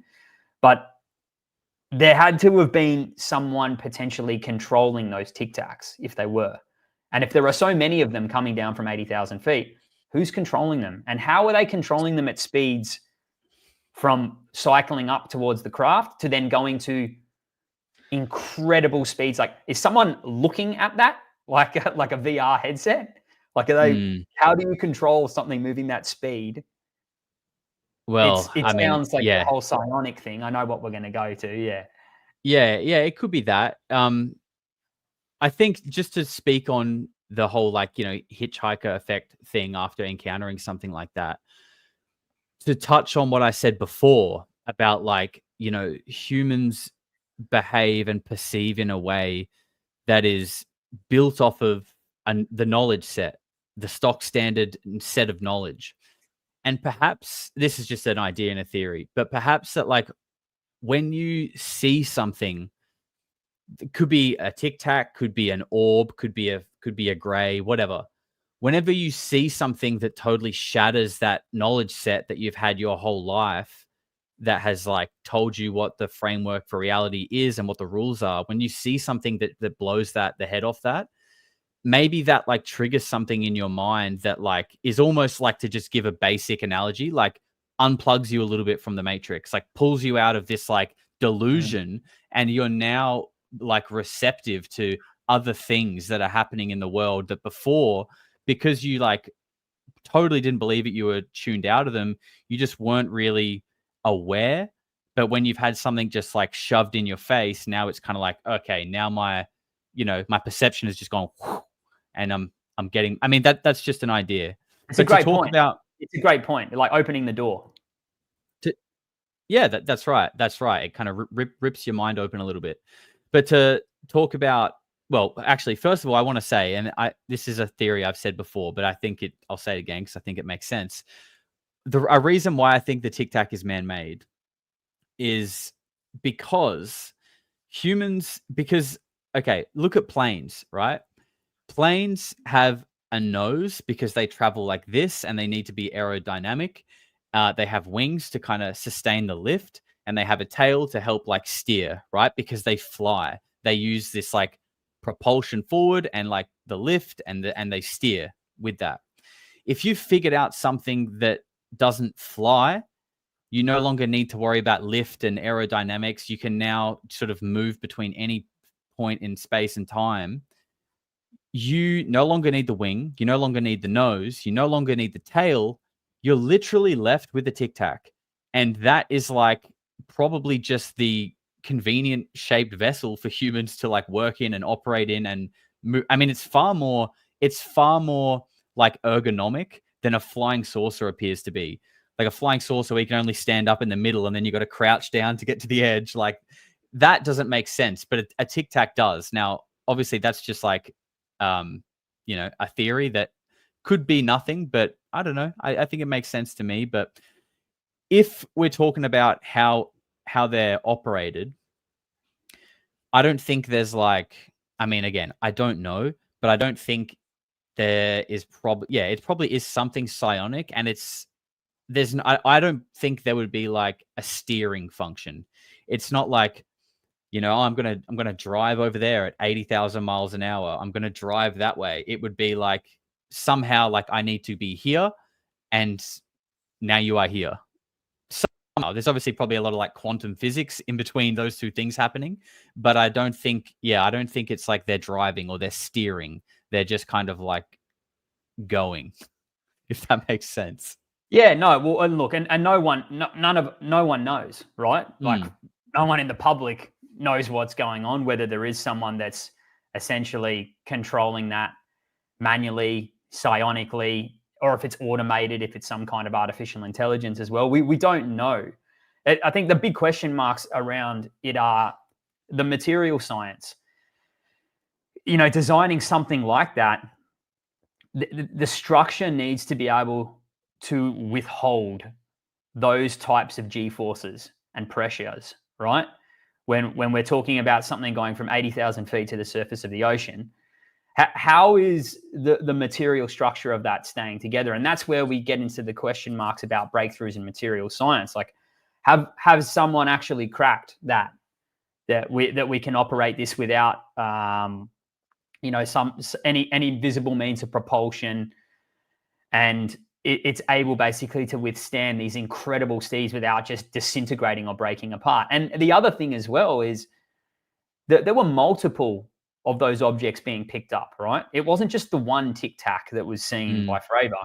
There was loads of these things seen, which means that either someone has been able to replicate potentially this technology, meaning essentially they can recreate this. And that would indicate a fleet. Someone has a fleet of these, if this is Lockheed Martin. If someone had a fleet of those, why haven't we potentially seen these be sold or integrated into the military industrial complex, for example? And the idea obviously will probably go back to that the technology is highly classified. We can't risk someone finding out that it potentially comes from being reverse engineered, or that we can't risk it falling into the hands of an adversary and then potentially getting a technological edge if there is indeed some kind of, reverse engineered race going on for NHI technology. But I just think it seems as utterly ridiculous as it's going to sound. I almost feel like it's more far-fetched that the Tic Tac is man-made than it is that it's unknown. And that may be a controversial opinion, but I just find it, incredible to imagine that there are potentially technologies. And I know that loads of people are going to come and be like, have you not seen all the free energy stuff the Dirt's written?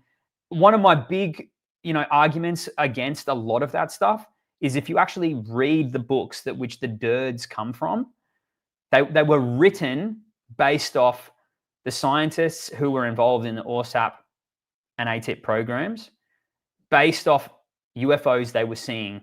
And the Dirt's were essentially interpretations for future technologies for explanations for what we were seeing. That was what the papers were. It doesn't necessarily mean that the DIRDs are an example of what actually the technology that's possible now. They're theorizing. They were theories. They were Yeah. theories. Yeah. And as I said, if we actually look at where we are technologically today,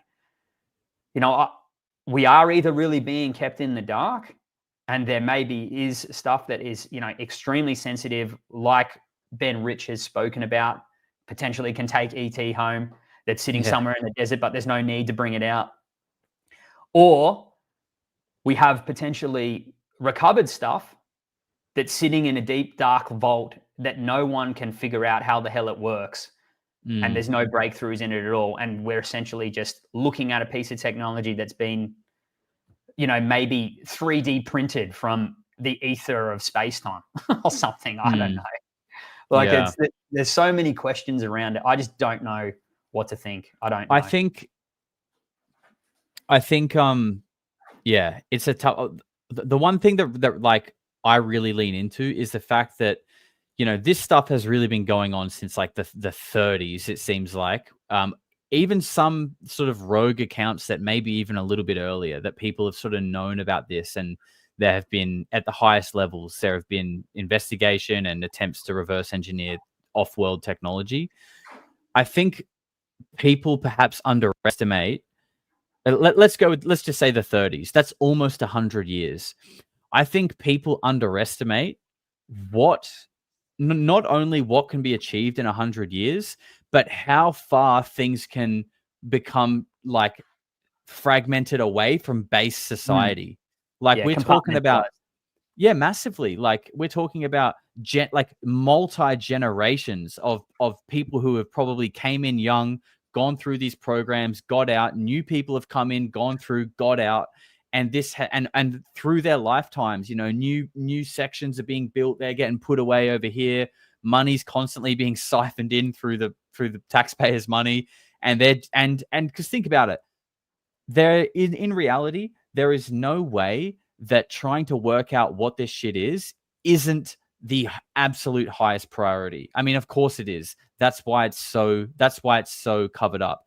So given that, we can probably assume that the best and brightest are being put on this task with as much money as they need, with as much effort as they can to get ahead. In 100 years, I think we could have developed something that would be akin to magic. 100%. I really do. And I think because, again, these people are coming up with free energy and getting killed for it. So you're either not interested in free energy, or you've already got it and you don't want other people to know about it because it's your secret advantage.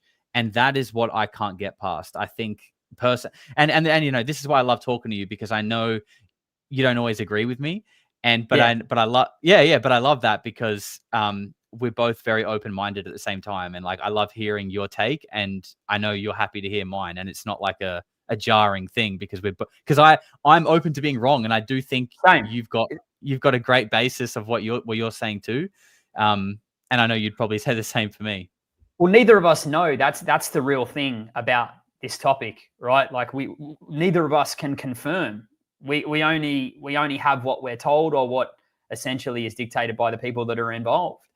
And we just don't know. That's really the question. I think what we can look back on is that there are examples, I guess, of technological displays from the 40s, the 50s, that far outweigh what was technologically possible back then, right? And what I mean by that is, even this is something that I will be, bringing into fruition at Woomera with my documentary, with my video, is exploring these cases where essentially, we have UFOs, right? Like real unknowns in the early 1950s in the middle of Australia, captured on radar, doing excess speeds of 6,000 kilometers per hour or 3,700 miles per hour back in 1952, 1954. And if you think about it, the Blackbird, right, the SR-71, which, I know I've heard you speak about a few times, was built in the 1950s. Well, 1964 was when it was allegedly tested. Yes, but began being built in the 1950s. Yeah, we'll give you that. I'll give you that. Sure, I'll give you that. Thank you.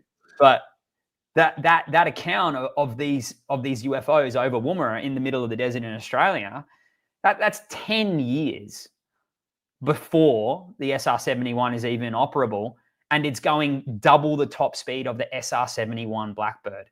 And you look at the Blackbird, and it does look like a spaceship. It's an absolute marvel for the time that it was built. It's beautiful. Still is. Now, it still would be. It's incredible, mate. You roll that out now, it looks schmick as.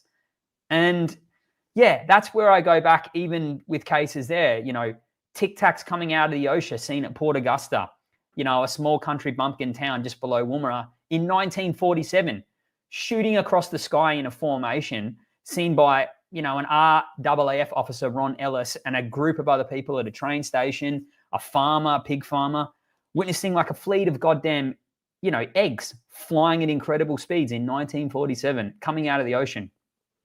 This is in, for anyone who doesn't know, what Rhys is talking about here took place in South Australia, which is where I live, and it's where you grew up, and it's where Woomera is as well. And this is something that you're going to be sort of covering in depth in your new video, right? Yeah, and people can debate it all that they want, but I think that almost, in a sense, points out that there were things that were unexplainable well before maybe the material science was even an option, with being able to potentially reverse engineer, these kind of capabilities, if that's even possible, right? And for sure, yeah, mate, ancient, 74 BC, the Mithridatic Wars, like they've got accounts written by Greek and Roman scholars of, battles between Roman armies and Hellenistic Greek armies in Turkey, and an orange, break opens up in the sky, and a thing which is described as a molten metal wine jug splits the sky open and comes above in between the armies. This is 74 BC, recorded by, a Roman historian from a Greek interpretation.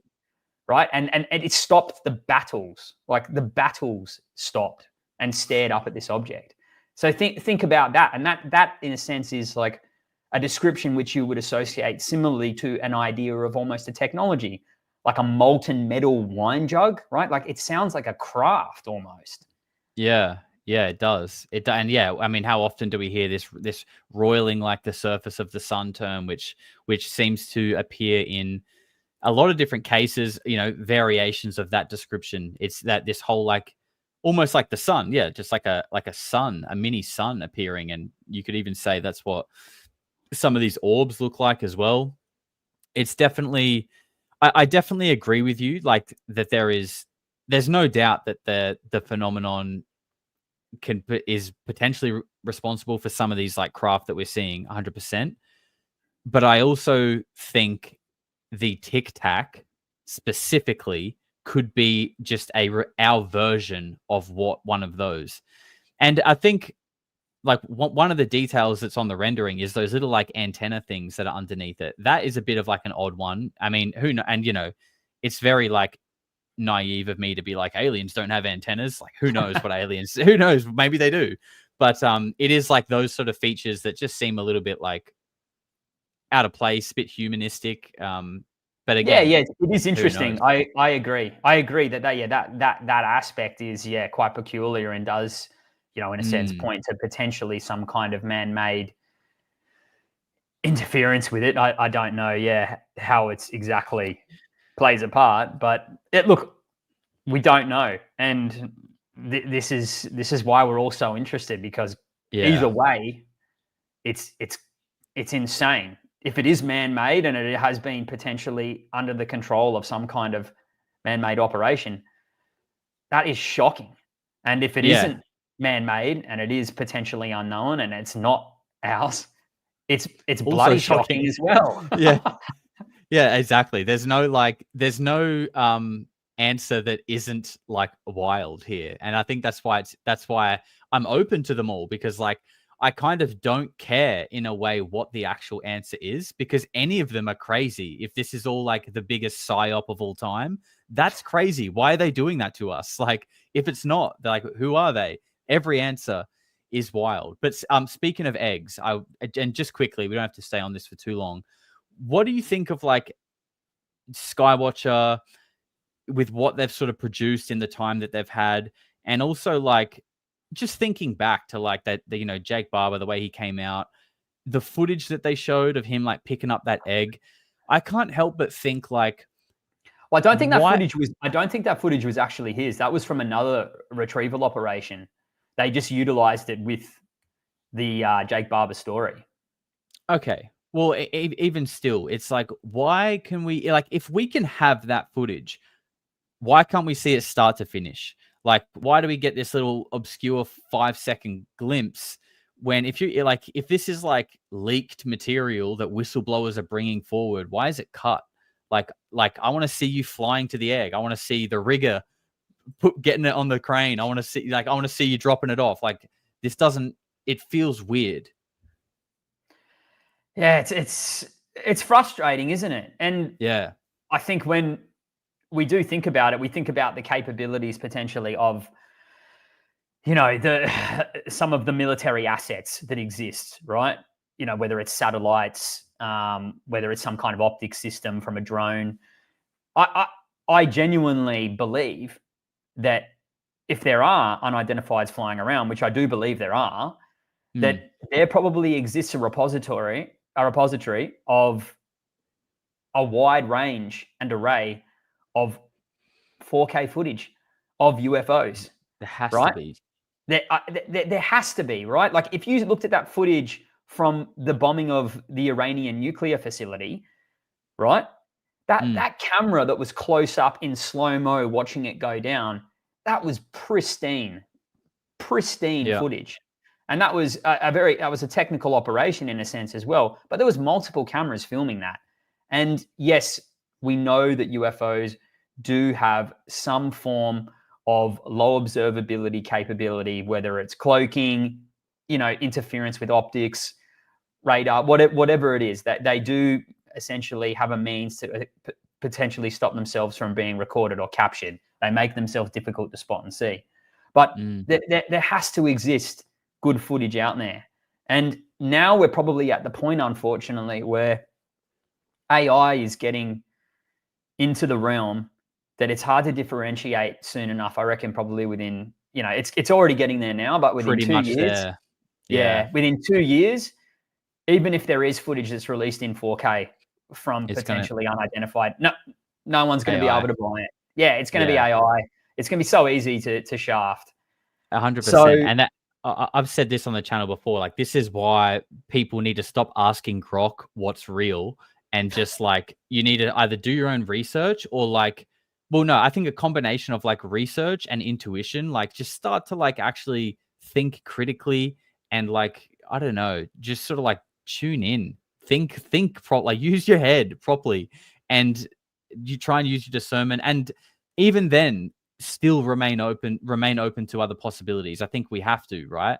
But I think, yeah, it's getting to a point where like videos and stuff just aren't, it's not going to be the way, because like you said, they're too easily hoaxed. And also, the more I look into this stuff, the more I really do think that there is absolutely like straight up cloaking technology, like where you think you're looking at a point in the sky and it's somehow like bending all the light around it. So there's actually something there, but you're kind of seeing the light on the other side. That's something that obviously is total conjecture on my behalf. Like that's just my theory.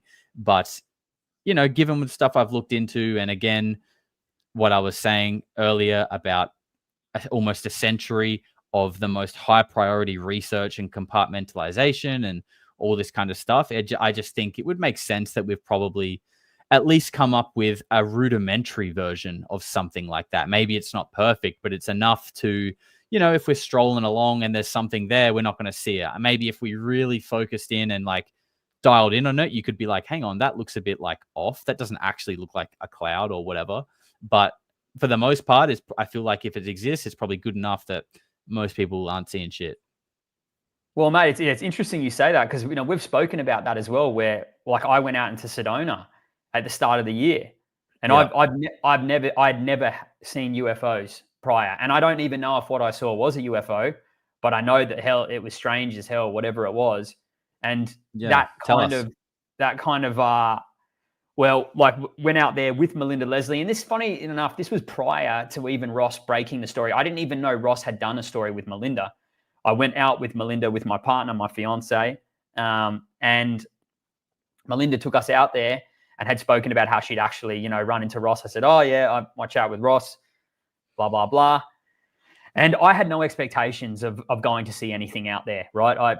We were in Sedona to hike and essentially, spend our last week there in the States doing outdoors activities. And there was this tour to do with Melinda, and we went out there, and like I said, we went out into the middle of the desert, overlooking the northern mountain ranges there of Sedona. And with the naked eye, with my partner, looking over there from the northwest to the north, these strange kind of little, I guess you would describe them almost as like organic orbs of light, appeared to be sort of moving organically together sometimes, like would sync up into two and move around. You said they were like swimming, didn't you? That's the term. Yeah, the way that I could describe the way that they were moving would be swimming. That was like, that's the way that it reminded me. It didn't look like they were flying. It looked like they were swimming through the air, and they were moving kind of from the northwest to the west over the ranges. And this was, half an hour, 45 minutes of seeing these things, a fair few of them, before we even put the night vision goggles on, which were almost like wearing binoculars with night vision. And then you could see them a lot clearer. But with the naked eye, they were visible. And had the apps open trying to determine what the hell it was.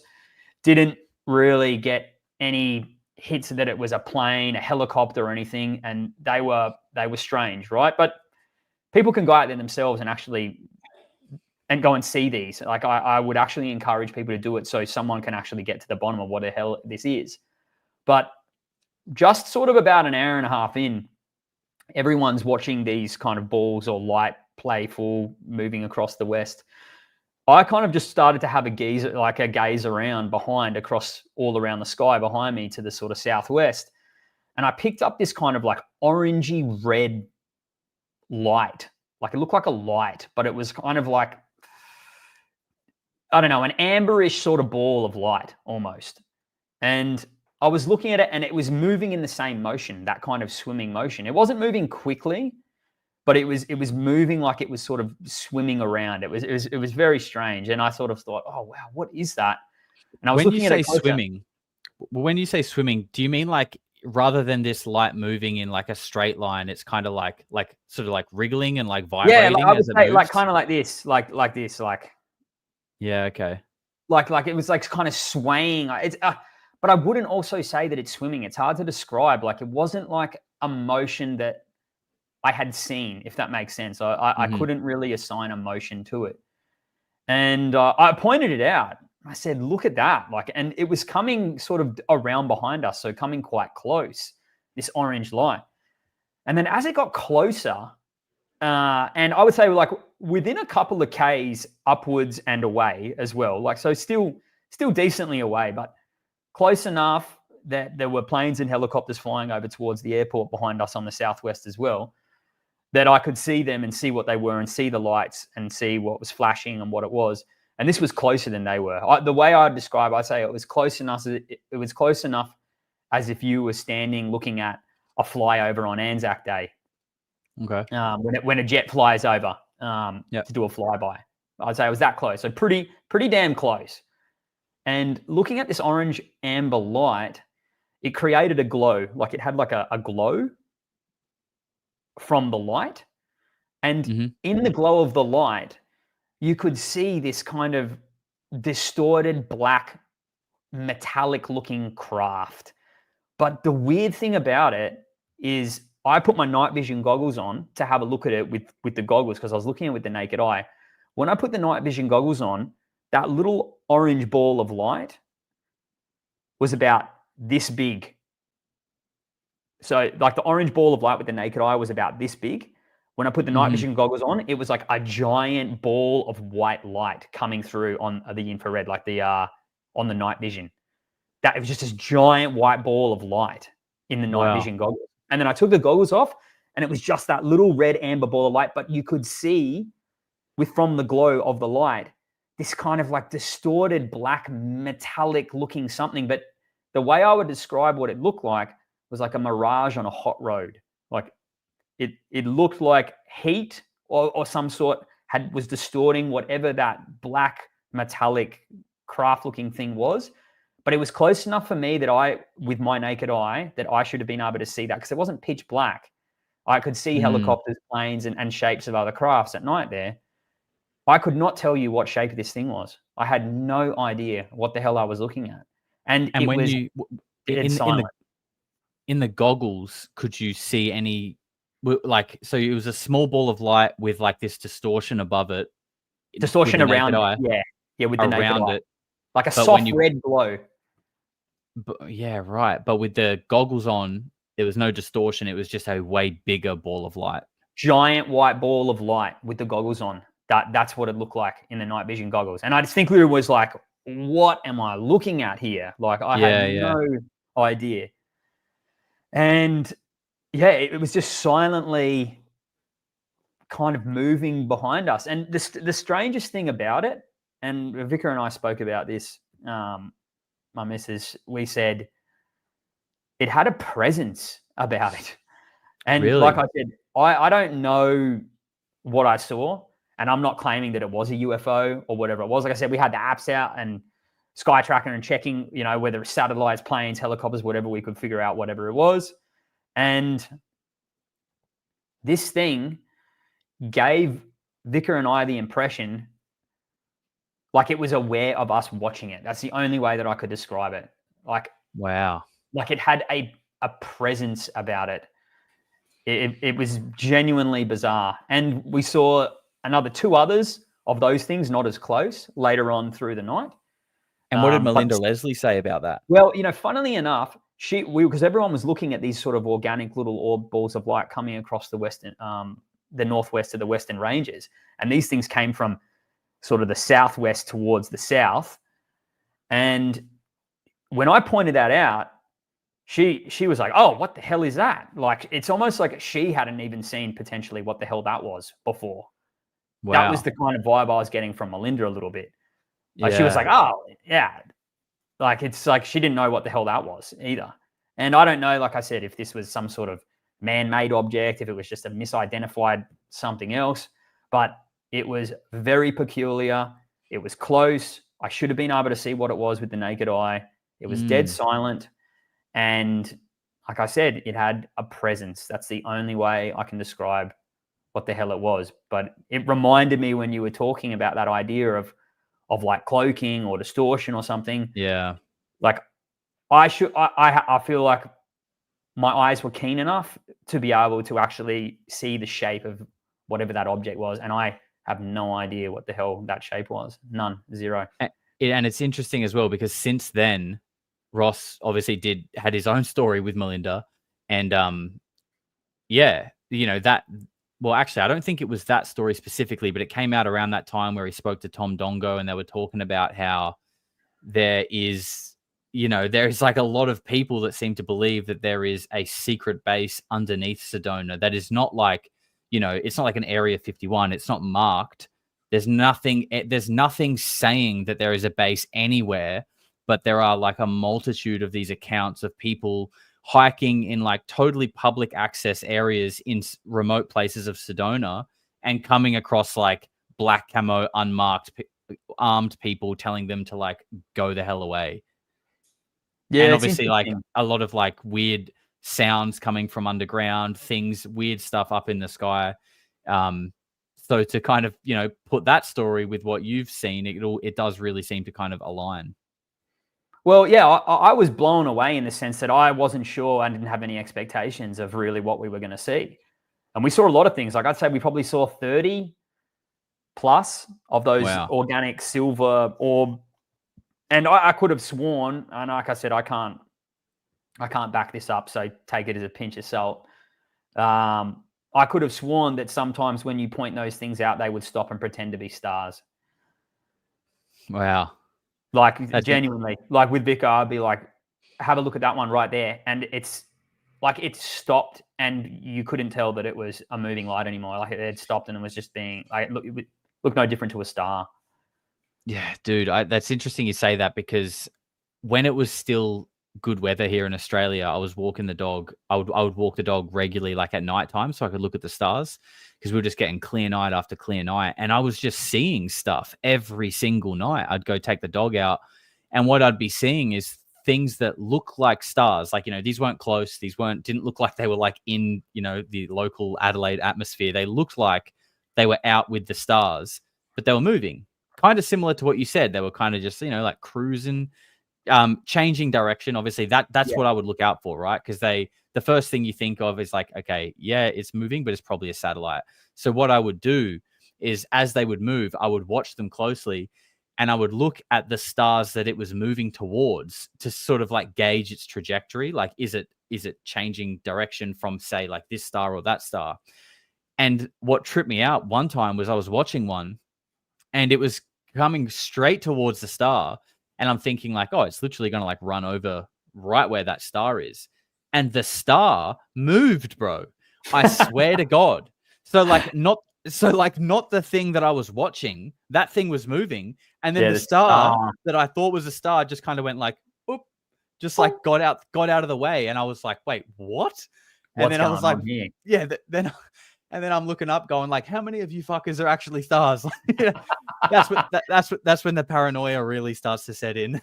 Mate, well, I think, in one of those papers that Jacques Vallée and Eric Davis have written, they speak about the idea of UFOs disguising themselves as stars. Like that's something that's written about in there.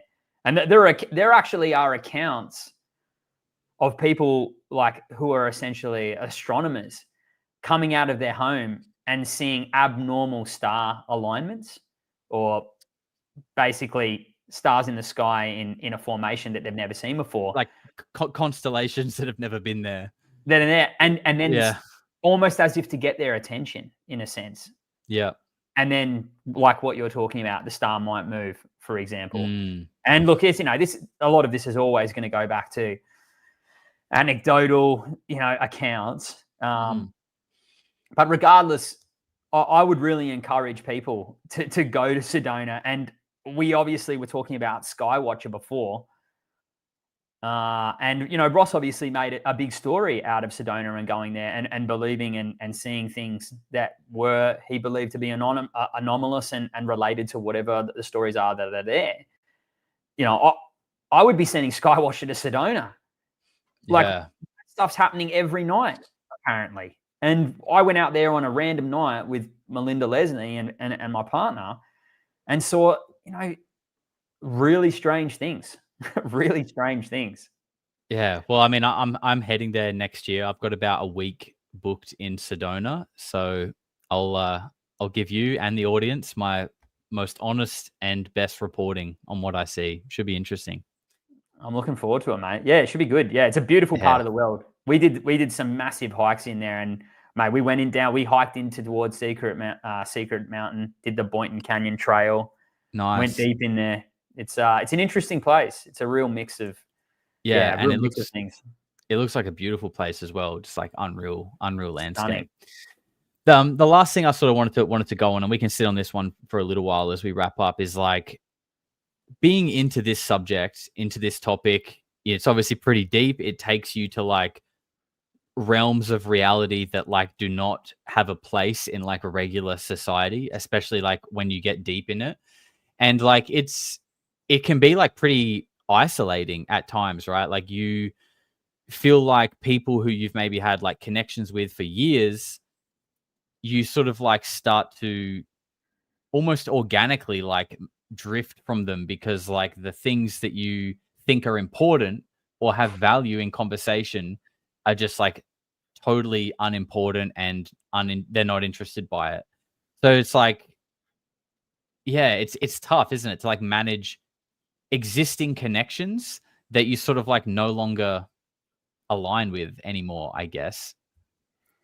Yeah, it's a tough one, isn't it? Especially when you spend so much time invested in this topic, right? And you're continually learning new things and speaking to new people and discovering, new aspects to this that actually change how you feel and what you think about things. Yeah.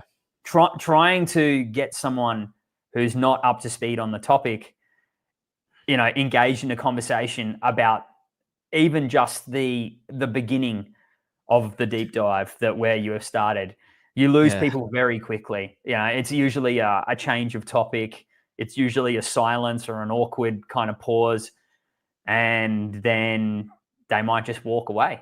Or they just Mm. don't want to carry it on. And I think it's really important, obviously, that we do have other people to talk about this conversation with as an outlet, so that it is kind of like your own, little community or group, right, to discuss these topics, which are really challenging and really potent and intoxicating, and compelling as well. But it does feel like the further you go down, the less you have in common with people that really are not Mm. actually interested in expanding their sort of knowledge about this topic, because there comes a point in time where, there are discussions which we can talk about on a day-to-day basis, and maybe those conversations, without this sounding arrogant, become more surface level or more mundane. And maybe that's just because the UFO topic is just so interesting. Deep and complex as well. Yeah, and Yeah. that other things start to sort of seem almost trivial.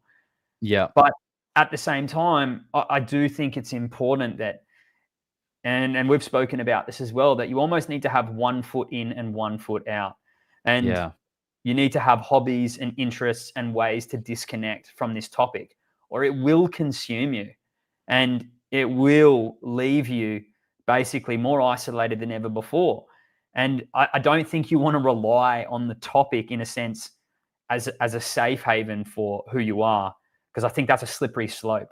You do need to do other things that can actually allow you to disconnect and give you breathing space, so you're not constantly switched on, dialed on, because it is a day-to-day job being invested in the UFO topic. Regardless of what people are saying, it's one thing researching and looking at information historically and building an understanding about what's going on to piece together the narrative of the mystery that is the phenomenon. It's another trying to keep up with the next story, the next breakthrough, the next bit of information that's come out on Twitter, Yeah. whatever it is. It is go, go, go. Yeah, it is. And it feels like that pace is only ramping up, which is weird, because it's like, in one way, it's like exciting and you're like more, but then you may not realize that all of a sudden you've now got 2 feet in. Now you're waking up, checking for the latest updates. You're on it all day. You're going to bed, listening to podcasts about it and repeat. And then you do that day in, day out.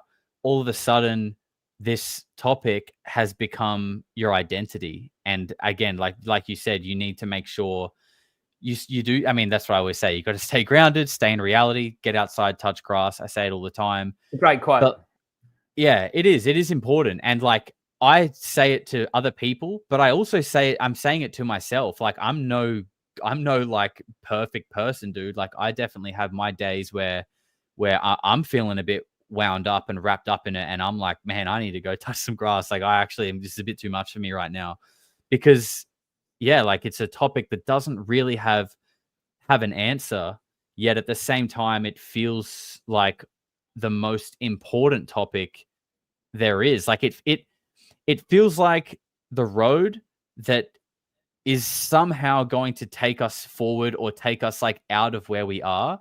But that road is like full of like disinformation, aggression, people attacking each other. Like, it's a crazy, crazy place. And yeah, it's like, it's weirdly addicting at the same time.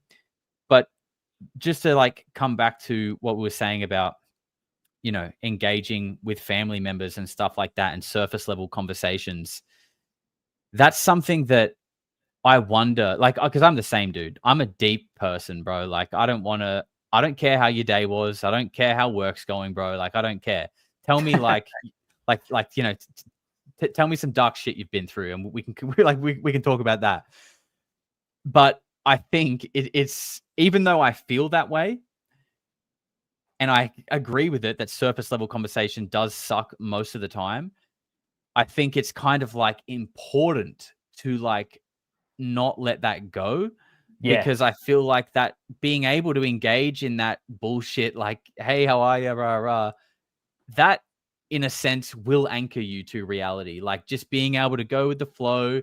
Yes, sports is probably like a distraction to like what is going on in the actual reality, but don't fully hate on it, because then now you've got 2 feet in. Like, you have to kind of like play the game a little bit. You have to integrate, but you also want to explore the unknown. It's a tough little paradox. Well, yeah, and that's the thing, yeah. Because like I do think like for me, well, sport plays a role like as part of my passions as well. Like I still play football. Like I'm with a football team, and that's an outlet for me in the sense that when I'm playing football, when I'm training, when I'm playing a game, like my entire attention and mindfulness is in the game. There's no thoughts. And that's a good thing, bro. Like, that's Yeah, what I'm it is. saying. Like, It is. It's a good thing to get you out of it, get you in reality, and just grounded again. And I've thought about it as well. Like, for me, baseball was my sport, and Okay, I played again a couple of seasons ago and stopped just for other reasons. But I've even thought like, man, I should get out and play ball again, because like it's not even. I mean, I love the sport, but it's not even about that. It's about just like getting away from Twitter and YouTube, and just like, because if you spend your days just like researching this shit, you end up being like, holy shit, the world is ran by Satanist pedophiles, and there's nothing I can do about it. Yeah, exactly. Yeah, there's blokes jerking off on magic tablets in occult houses and using psychic summoners to create a Scarlet Lady. You gotta watch out. You gotta watch out. Then the wild thing is, like, that's not even a joke. Like, there actually was people doing that. So it's like, of course there was, mate. How far down the rabbit hole do you really want to go? Yeah, and that's it. And this is where as well, like I think people need probably to be wary that that we are dealing with things that we don't understand, right? Like these are potentially intelligences or entities that are outside our control, and they may be able to potentially influence our world, our reality, without us even knowing it, right? And that's completely speculative, and like I said, that's part of this conversation and what we're sort of involved with researching.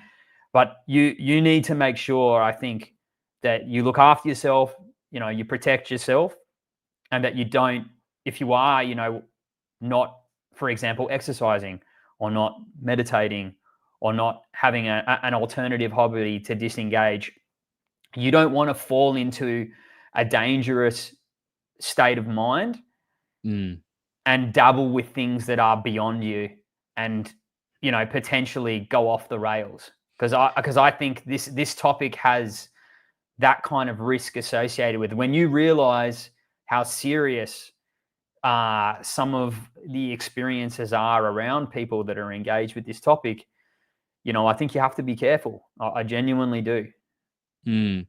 Yeah, and I think just to wrap that up, what you're saying, that because like I feel like a lot of this stuff has a lot of ties to like esoteric, the realm of like esoteric stuff, right? And if you're going into that realm with an unhealthy mind, because you might not be socializing with anyone, you might not be exercising, you might not be meditating. Like if you're not looking after your mind to then look at this topic, then this esoteric realm is going to like you're going to go into this esoteric realm with an unhealthy mind, which I feel like can plummet you. But I think conversely, if you go into it with a healthy mind, it can actually potentially like do good things for you, because you like for like my own example is when I was like a teenager and shit, I was like full on like anti-God, anti-religion. And I'm still a bit like, I'm not the biggest fan of religion, But through researching this stuff, I absolutely believe in God, but in like a total different lens than like a religion would do it. For me, it's more of like a personal thing now that I think we all have access to. But I only learnt that from researching UFOs, but also I think having a healthy mind allows you to kind of, it gives you a positive lens, I think. Yeah, I agree. And I think this topic does, because we are dealing with, there is the physical, the nuts and bolts component. And there absolutely is this more etheric, subtle, spiritual aspect to the phenomenon, and studying this topic and researching and understanding what it is.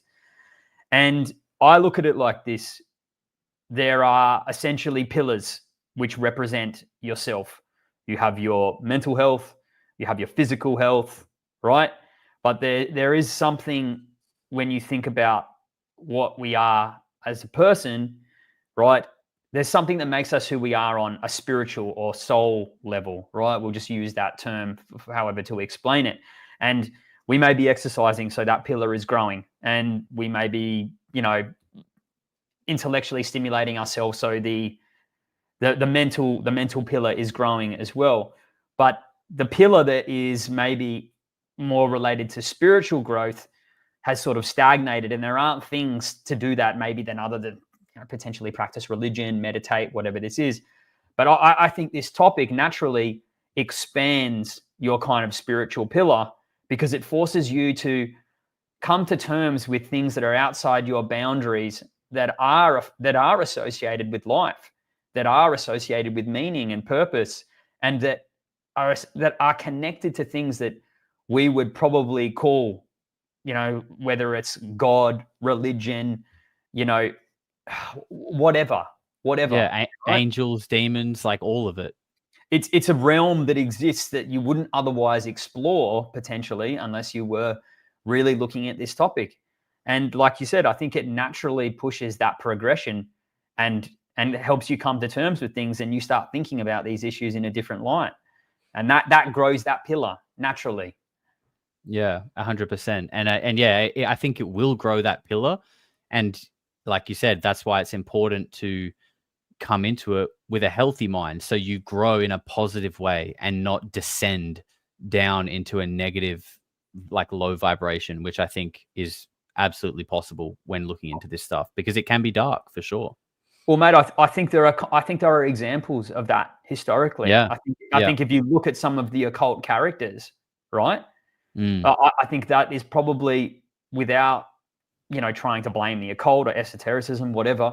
I think if you descend into that darkness and you are not in a good place, and you engage with things like that, you will go down Jacob's ladder. You will spiral. And I think, you could, without it sounding like I have a, understanding of what happened, someone like Jack Parsons, right? Yeah.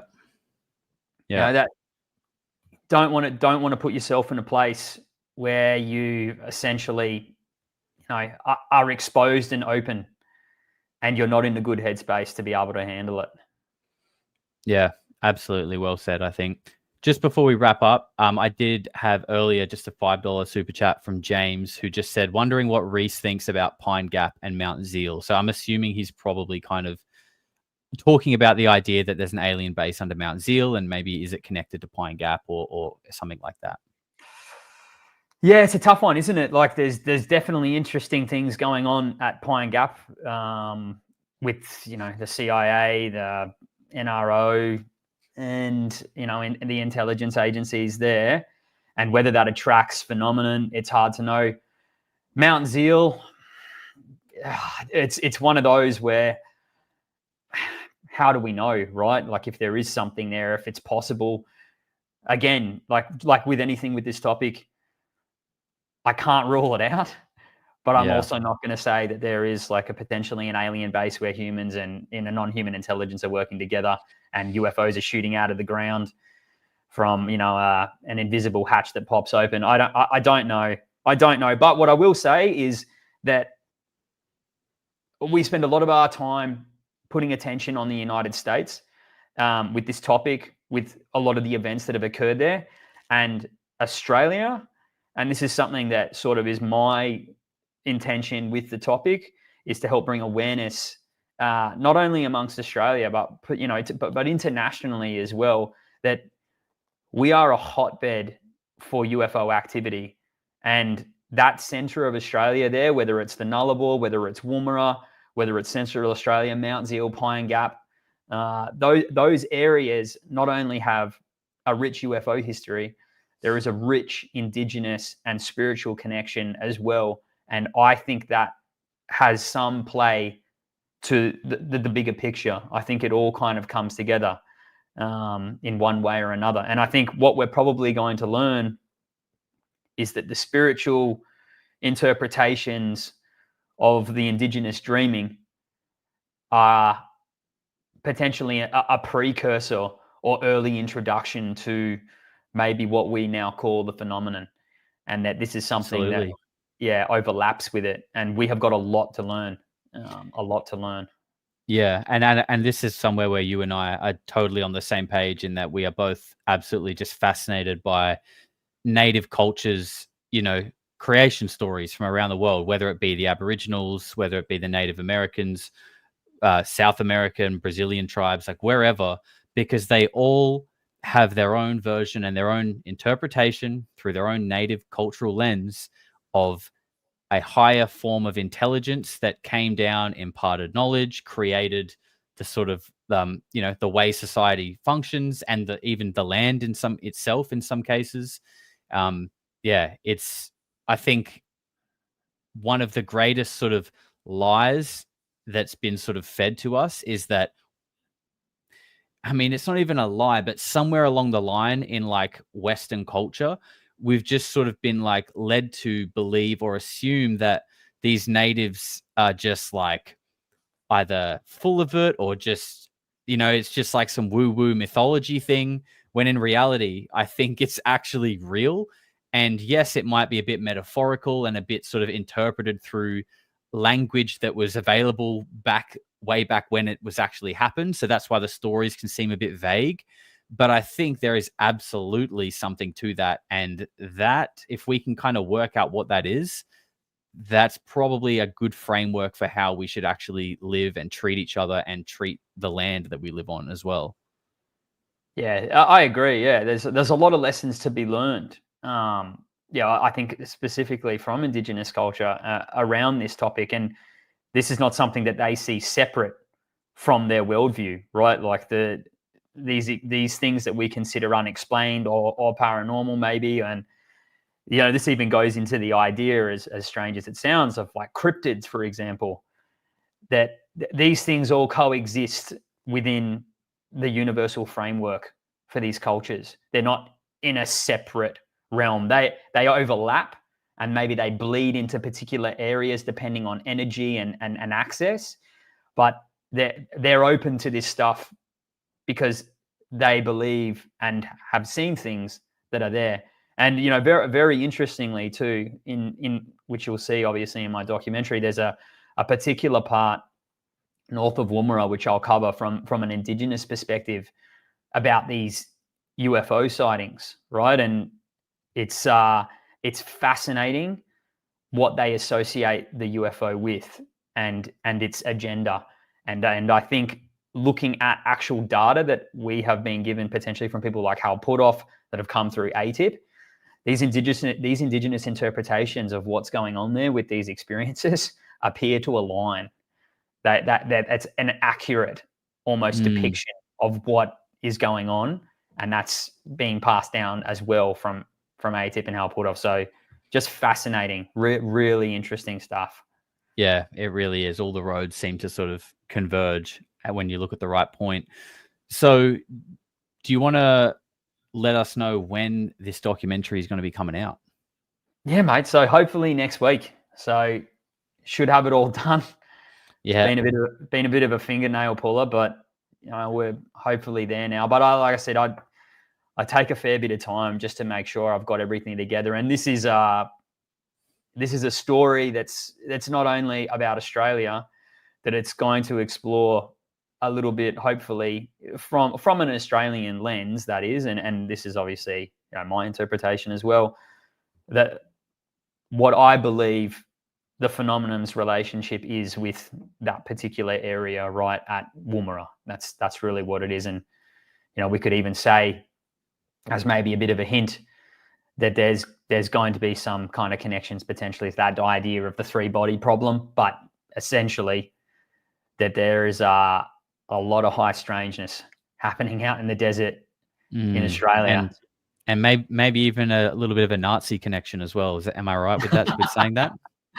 Yeah, I think there'll be some shocking developments for sure. I think, as I said, Woomera has a hidden history in itself, but from what I've been able to kind of uncover a little bit, learning that potentially Nazi scientists were actually sent to Woomera as well to work on projects which were classified as well after World War II under an operation which will be revealed in the documentary. It's an interesting place, mate, and there's, as I said, I think there's a lot more, many more stories to be told there. And I hope that this brings more people out to talk about them. That's really what I encourage. Yeah, exciting, man. And you've done great work. So guys, if you haven't already, Rhys's channel is linked below, the UF Aussie. He's also the UF Aussie on X. He's got the interview with Ross that we spoke about earlier. He's got an interview up with Bill Chalker.